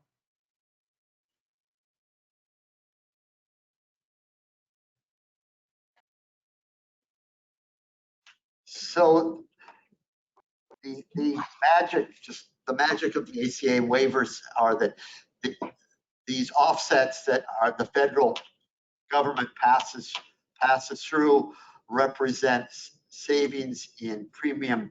The premium subsidies that they would have otherwise paid had premiums not been as high. We had originally forecast that the reductions in premiums would lead to the federal government paying about $300 million in addition, less in cost sharing, or excuse me, in premium advanced premium tax credits, and that was used to, in part, fund the reinsurance program. It turned out that the savings or the pass-through was even greater, and that the state share actually was smaller than had been originally forecast in 2018. It's important to keep in mind that, and I want to check this number, but the total cost of care coming through the individual market was about $1.2, $1.3 billion. And the reinsurance program shaved off about $400 million from what the payers had to pick up in total healthcare costs. So you can easily understand why premiums dropped as dramatically as they did. Their total cost that they had to absorb and subsidize and fund through premiums diminished sharply. So this is a permanent part of the funding source of the ACA. My concern is simply at some point, if there's an administration change or whatever, do the taxpayers of the state of Maryland have to pick up the entire bill? And it sounds like you're saying, shy of them opening up the ACA again and rewriting it, no, the Maryland taxpayers won't be on the hook for this. They'll be on the hook for their share, but not for the total amount. That's correct, as long as the section 1332 continues. I think we are have some guarantee that federal subsidization continues as well. But the legislature was keenly aware of that when they passed this. Okay. Thank you. Yep. I will provide a little bit more background on the reinsurance program, so everyone's on a little bit firmer footing on this entire pretty complex endeavor. Thank you. Other comments? Hearing none. Shocker, thank you very much. Fantastic presentation. More to follow. Last up, agenda item number 6, update of state health plan regulations for general surgical services, Hallmark 102411. This agenda item will be an update on draft revisions to the state health plan chapter for general surgical services. The regulations in this chapter are most frequently applied when health systems and freestanding ambulatory surgical facilities operators propose new facilities or an increase in the number of operating rooms at existing facilities. Paul Parker, Director of the Center for Healthcare Facilities Planning and Development, will describe the legislation passed in 2019 and in 2020. He'll then describe the proposed changes in the general surgical services regulations that will align with statutory changes or conform to recommendations of the Healthcare Commission's CON Modernization Task Force. Paul, please proceed. Good afternoon, Chairman Pollack. Can you hear me? Loud and clear. Good. Commissioners, I want to provide a brief overview of work we've done over the summer on COMAR 102411, which is our state health plan regulations for general surgical services. Could I have the first slide, please?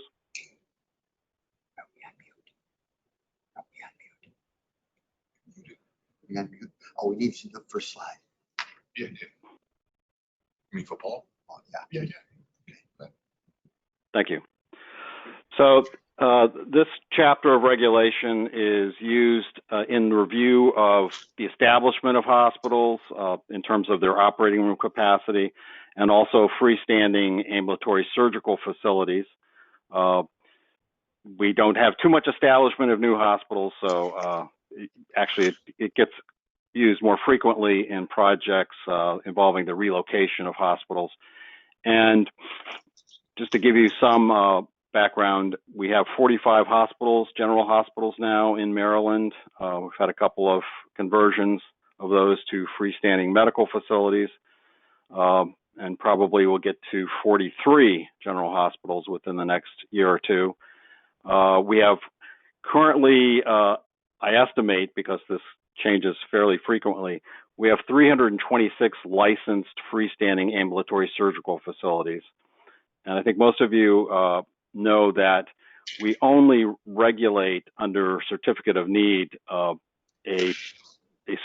relatively minor proportion of those facilities. Most of those facilities are small surgical centers. They have one operating room or no operating rooms. And so those are able to establish themselves without obtaining a CON. They simply have to provide information on their projects to us, and we issue a letter called a determination of coverage, which allows them to go forward with licensure. This is one of 4 state health plan chapters of regulation that were identified earlier this year as a top priority for updating. And the main reason for that is that we have seen some significant changes in the statute that we needed to reflect in this regulation. They're not terribly old. the regulations underwent a comprehensive overhaul in 2012, and then we made a significant update in 2018. As we'll see as we go forward here, a big part of what we're doing here is really undoing some of the changes that we did in 2018. We created opportunities to create regulated facilities through a less onerous review process, which is called request for exemption from CON review rather than full CON review. But because of recent statutory changes, we can now scrap that part of the regulation, and because we achieved through statute some of the flexibility that we built into the standards in 2018. Next slide, please.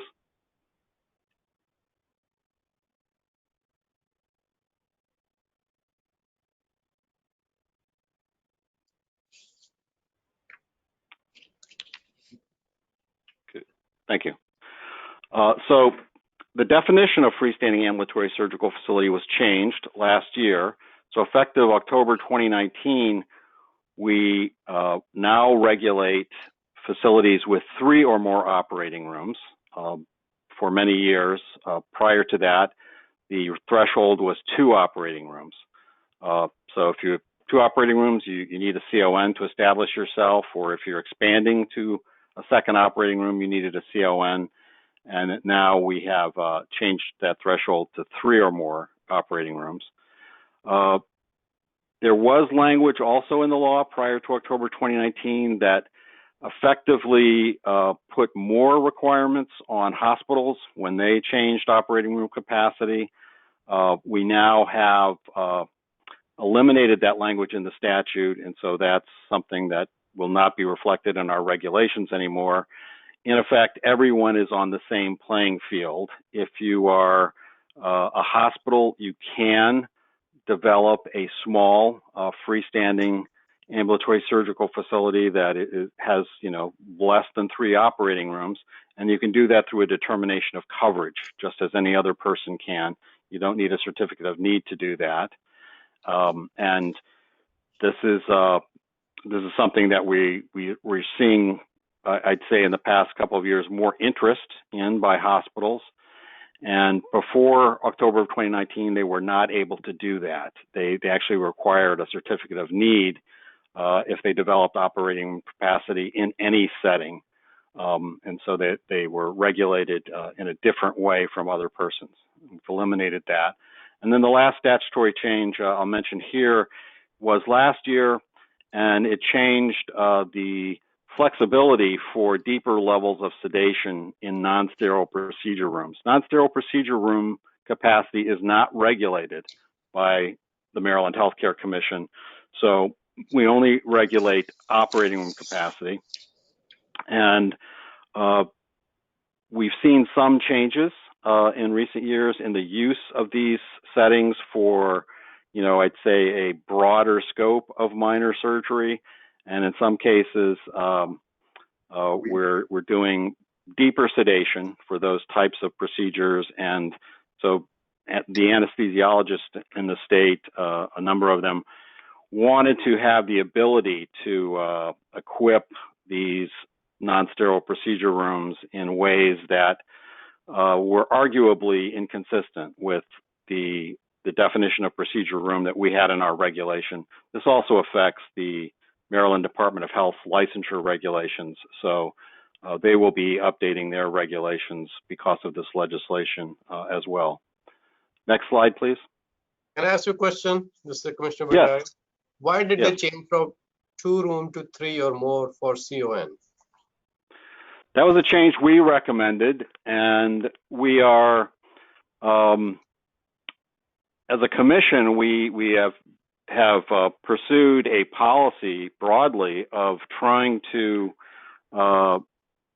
facilitate the use of the lowest charge settings for outpatient surgery, which are the freestanding ambulatory surgical facilities.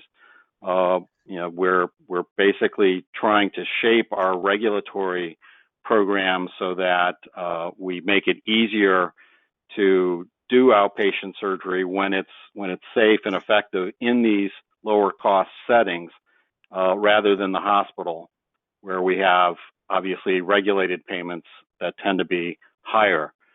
So this was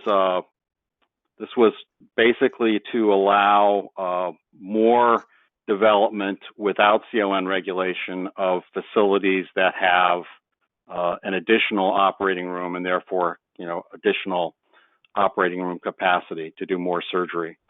And we think that actually this over the long term may continue to reduce. It's a trend we've already seen, but might reduce the total number of outpatient surgical facilities that we see. Right now, not now, but prior to October of 2019, the path of least resistance was being followed by most persons interested in developing surgical facilities. So they would limit themselves to one operating room. So they would fall under the threshold. But if you have, a group of surgeons who want to, develop as a group a surgical facility, they may actually have a caseload that would justify having two facilities. And this gives them the ability to actually develop that size of facility without having to go through a regulatory process. Thank you. So as we've noted, the definition changed last year. So that's obviously a key and relatively simple change that is occurring in these regulations. It has a number of places where we have to update the regulations to accomplish that. And also any language that reflected the difference in treatment of hospitals versus other persons in the ability to develop surgical facilities was eliminated. So we now have a level playing field. And then we have more flexibility, as I mentioned, in providing the deeper levels of sedation in non-sterile procedure rooms. Next slide, please.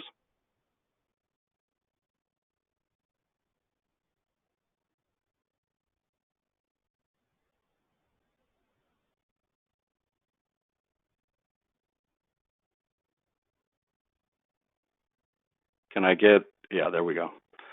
So we've updated our definition of freestanding ambulatory surgeries. As I said, we've eliminated the variances.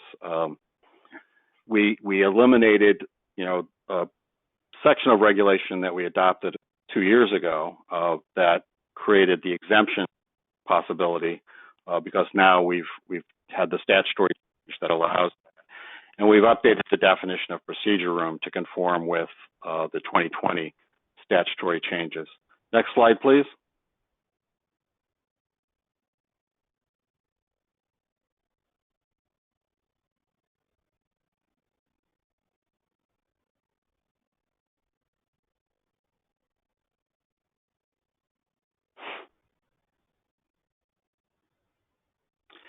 So I wanted to just, as a way of clarifying what exactly is happening here, this is the new proposed definition of a procedure room, and it does follow the statutory language. Right now, procedure rooms are defined as rooms for minor surgery, but you are limited to local anesthesia, regional anesthesia, minimal intravenous sedation. So this basically provides a more expansive definition. It rules out certain classes of surgical procedures, based on anatomy. But then the key thing it says is that these are still rooms, which, unlike an operating room, a sterile operating room, we should not be routinely scheduling procedures that would require induction of deep sedation or anesthesia for the entirety of the surgical procedure. But we do allow for deep sedation or general, a level of sedation that would be consistent with general anesthesia. It can be induced if warranted as the procedure is done. And it basically concludes with the basic idea behind this change, that nothing in this definition of procedure room precludes a physician from providing, or a nurse anesthetist from providing, the highest level of anesthesia support that may be required to safely treat patients undergoing procedures performed in a non-sterile procedure room or sterile operating room. So we think this actually is quite consistent with the changes in the law that were made last year.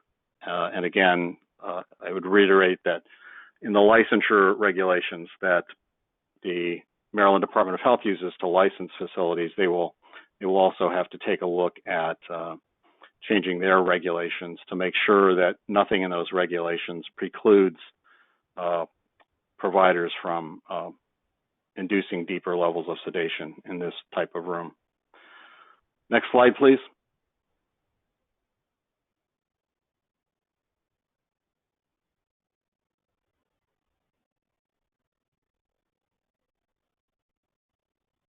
Next slide's up, Paul. Yep. So beyond the statutory changes that we want to reflect in this amendment of the regulation, we're also looking at ways to simplify. So we're going to eliminate the current requirement for freestanding ambulatory surgical facilities to have a written transfer and referral agreement with a hospital. That actually goes beyond the current licensure regulations. They only require transfer and referral arrangements. And we have had input over time from facilities that the development of these written transfer and referral agreements really are not necessary in order to operate these facilities safely. We also want to simplify the charity care requirements. For hospitals, we want to incorporate the HSCRC requirements by reference for hospitals and not try to recreate the wheel in our own regulations. And then for freestanding ambulatory surgical facilities, rather than quantitative thresholds of charity care provision, we basically want everyone to actually tell us why their track record in providing charity care is appropriate for the socioeconomic characteristics of the service area population that they serve. And then we're also looking at eliminating the preference and comparative review standards. Because we don't actually have a quantitative need standard for operating room capacity or for facilities themselves. We don't think, while we may have more than one project that we're reviewing in the same review cycle, they aren't really competitive in nature. So we don't think there's a necessity for that standard. So we're going to propose eliminating that one. Next slide, please.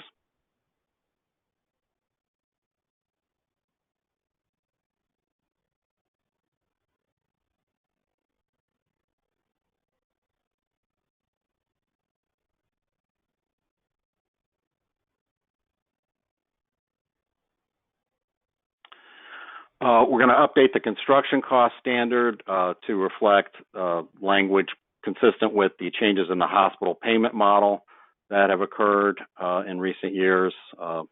We've gone from a cost per case model to a global budget revenue model.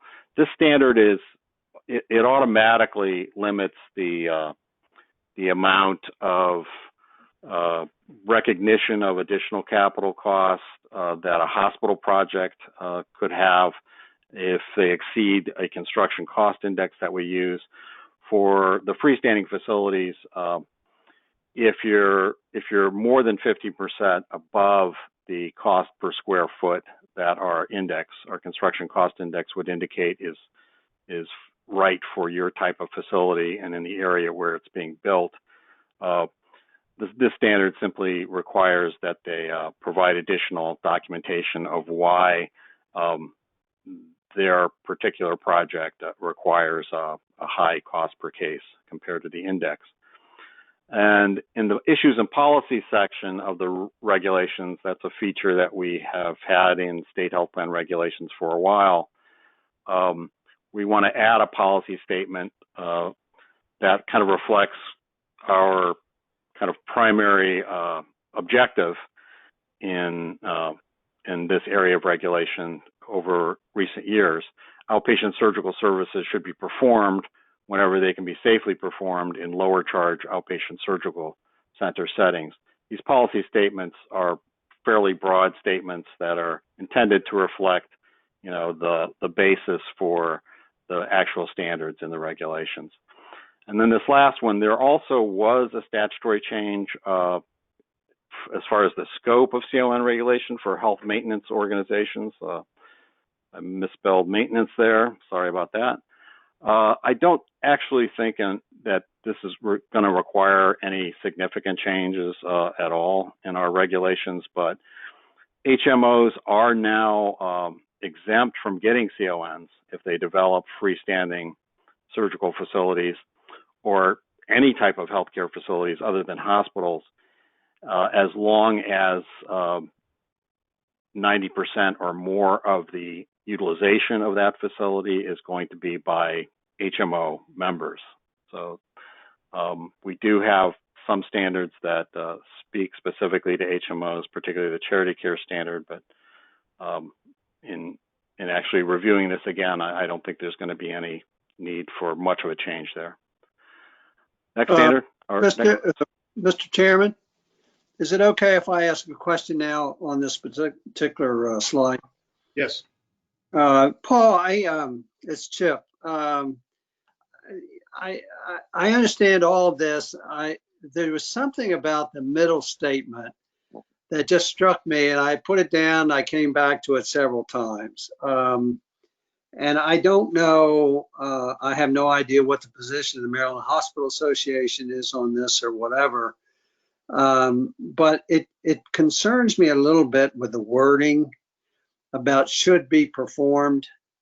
You know me, I've been on a high horse about how we get various segments of the population that aren't covered now, whether it be with disabilities or what have you, dental, etc. And it just seems, and if this has been cleared and everybody's good with it, it's sort of, I would hate to see it turned against certain groups or certain providers, or start a range war between private groups or hospitals or whatever when we say should be performed. Is there any, can you give me some comfort level or anything that might help me on that? I just don't understand why we need to put that there, and we're sort of now saying that, and if we do it here, I guess you do it everywhere, that, you know, if we can get something done on an outpatient lower charge basis, it should be preferred. So that I take a swat at that, but that seems sort of intuitive, right? That if we can do something for less money, we should do it for less money, as long as it's safe and as long as we're going to continue to provide the service. If I understand the whole of your question, I think you're concerned about a particular patient population and the impact on that patient population of a statement like this. And this statement is certainly not intended to cause a challenge with that particular patient population, but I guess would like to hear how you think it might be impacting that population. Now, you're talking about the dental procedures in challenged patients, correct? That was just one small example that I can't equate to this per se. It's a bigger issue to me, because as we know, traditionally, at least, and again, I've been out of the race for some time now, but it's traditionally, you know, a small for-profit doctor's office, often in most cases, may be able to clearly do a procedure cheaper than potentially could be done in an outpatient setting of a hospital. You know, so I don't know. I just, if we're going to start basically doing everything we approve and whatever on lower cost, which I'm not against, then I think it goes way beyond just an outpatient surgery service. Outpatient surgery. I hear what you're saying. I think we need to be consistent in that approach in everything that we do, to say that if things can be accomplished, if the same thing can be accomplished with the same level of safety and the same level of efficacy at a lower cost, we should be promoting that, regardless of whether it's outpatient surgical services or professional services or outpatient hospital services, whatever. Those things, we need to be figuring out how to do that in order to comply with the total cost of care. Well, it may, I don't disagree but it may be at the detriment of many of our healthcare facilities in this state, specifically hospitals. If that's going to, there's certainly for-profit groups that come in into an area and take over a whole segment of cardiology, oncology, whatever you want to call it, set up their own systems and whatever. And if we're going to say that that everything should be performed in them versus the hospital setting, you're going to get to a point, in my judgment, of some diminishing returns for hospitals to be able to, to have volume. I think we should compete every institution in a fair way. I'm just not. I think, Andy, for me, it's the statement itself, and if everybody's happy with it, I'm just giving my 2 cents, and that's enough. But it just bothers me to see that added as a policy statement there, unless we're going to do that with everything we do. That outpatient X services should be formed, if it's cheaper or whatever. Because most of those are going to end up being, in most cases, for-profit, types of groups. And if that's where we are, then fine. Most of the ASCs in the state are not for-profit. Well, I guess they are, but they're Sure they are. Sure they are. But I can tell you that in not-for-profit ASCs in the state, we're doing the same thing. We're driving costs lower. But I think this cat's out of the bag, if you will. This is, okay. The HSCRC has already sort of driven that piece and continues to drive that very fast, regardless of what we say in terms of this. They're going to. But I apologize. Paul, the question was for you, and I jumped on it. So there are other pieces no of it that you thought needed to be included in the answer? Yeah, I understand what you're saying, Commissioner Jordan, and I agree that taking to to an ultimate level, this does have broad implications for changing the landscape of hospital services and how far we want to pursue this kind of policy direction of moving out as much as possible from the hospital setting because of the savings, the potential. I think I also agree with Dr. Pollack that this is certainly reflecting something that we've already been seeing for quite a while. I think the practical implication of having a policy statement like this in this plan would probably be a situation where we have a hospital that's coming in and telling us we need more operating room capacity. And so they're filing a CON application.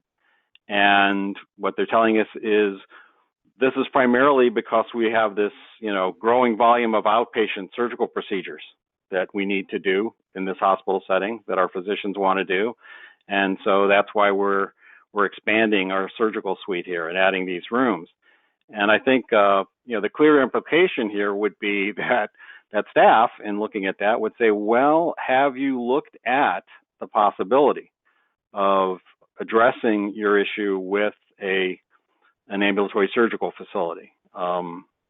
either on your own, or maybe in maybe that would be something that would be a joint venture with surgeons on your staff.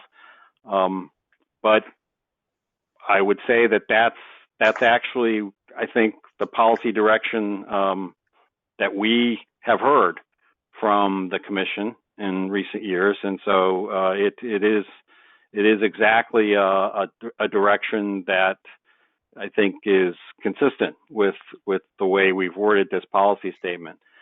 We're going to give hospitals 2 opportunities to comment on all of these changes. Our plan going forward is to actually put up on our website a draft that will be there for informal comment from anyone for a period of time, and we'll look at those informal comments that we get on the proposed changes, and then come back to the commission for adoption of a proposed regulation.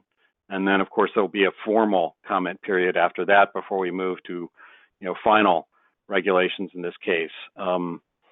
But my plan is probably not to post these for the informal period, at least for a week or two. So, as you reflect, if you have some ideas on different changes, I would certainly be open to further discussion of this. But just one last comment, I promise. And the whole issue of comparative review, for example, if we get into a situation where X is coming in and Y and Z or whatever, and 1 or 2 of them happen to be in a certain type of facility, and another comes in, as an outpatient facility. I mean, this clearly, to me, is a deciding factor that would give the quote out that in a comparative review. If I were the reviewer, I'd have to go with that. And if that's the intent and whatever, I don't, that's fine. And it was just a thought, and I've not talked to anybody. It's just my personal view. So wherever you go, I certainly will support. I'm just bringing it up. We don't need to say any more about it as far as I'm concerned. This is Commissioner Bandari. Can I say a few words? Sure. I agree with Dr. Pollack. This is a very good statement. And I have seen over years, hospitals also has outpatient groups which are for profit, and they have different regulation than the hospital. So they work like any other for-profit entity. They are not part of the hospital. So I don't have any problem with this statement. Over the last 10, 15 years, I have seen how the medicine has changed from hospitals, because they are having their own groups also all over the state of Maryland. So I think this is a reasonable, it's a fair, competitive, it's a safely, efficiently. As far as it's a safe, efficient, cost effective, I think it's very, very reasonable, and I have no concerns about it. Thank you.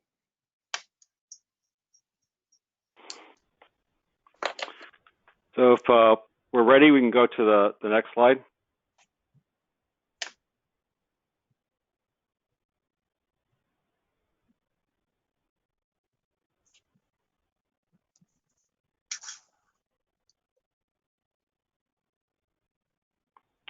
So this is the final slide. As I said, we're going to be wrapping up these. We're updating the issues and policy section with some new data at this point. So I think probably by the end of the month, we'll be posting this for informal comment. We don't think, because of the nature of this amendment, that we need to go through a work group process, which would be typical of amendments to the state health plan regulations, since these were last updated just 2 years ago, and most of the changes are actually related to statutory changes. We think with an informal period for informal review, we'll try to contact hospitals, the freestanding facilities, and physicians who are working in this area, physician groups, about the the posting of this and seeking informal review and comment. And we think that should be sufficient. We'll look, like as I said, we'll review those comments. We'll develop a draft for the commission to actually look at and hopefully authorize as a proposed regulation. Our estimate or projection is that we can get to final regulations right after the end of the year. So if there are any further questions, I'll be happy to take those now. I do want to mention that one of our new staff members who was introduced just, I think, a couple of months ago, Tracy DeShields, I want to mention her. She did a lot of the work on working through these regulations and making drafting the necessary changes. I think this is Commissioner Bandari, great presentation. And one thing had happened in last many years, many of the physician-owned practices were bought by the hospital, which caused increase in cost also. So having this where cost control can be done in a lower cost center safely and effectively is very good role model, and it will be something good for the Maryland citizens. Thank you.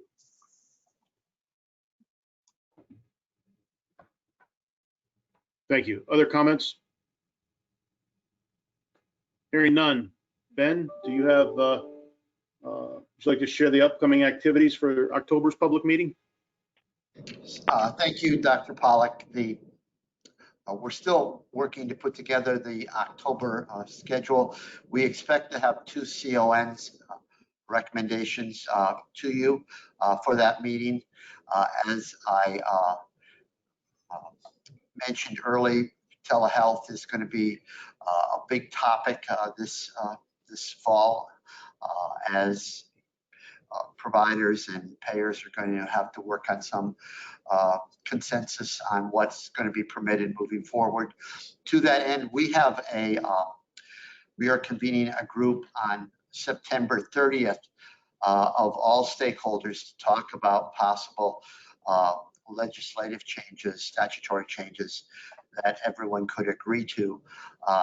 That is being convened with the Maryland Hospital Association and MHCC, as well as physician groups, consumers, and payers.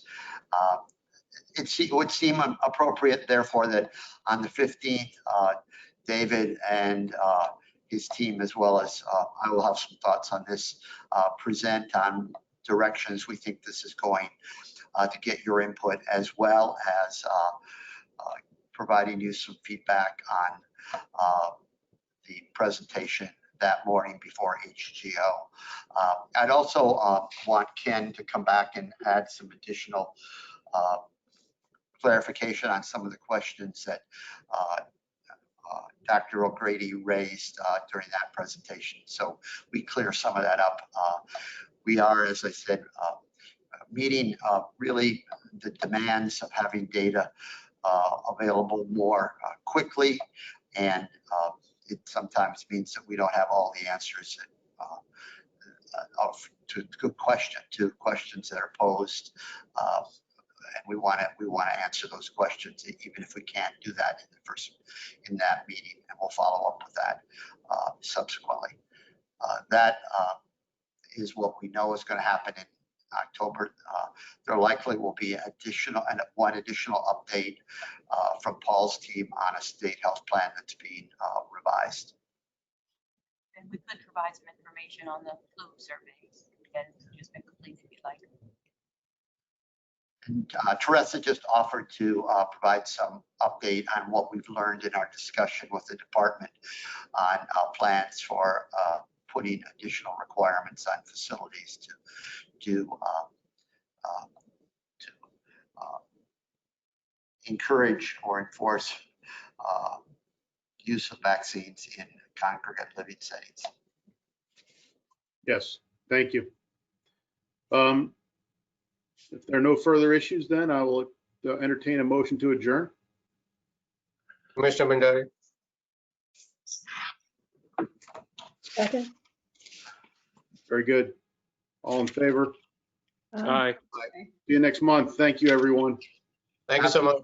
Happy New Year for everyone that's celebrating. We'll see you in Take care. October. Bye-bye.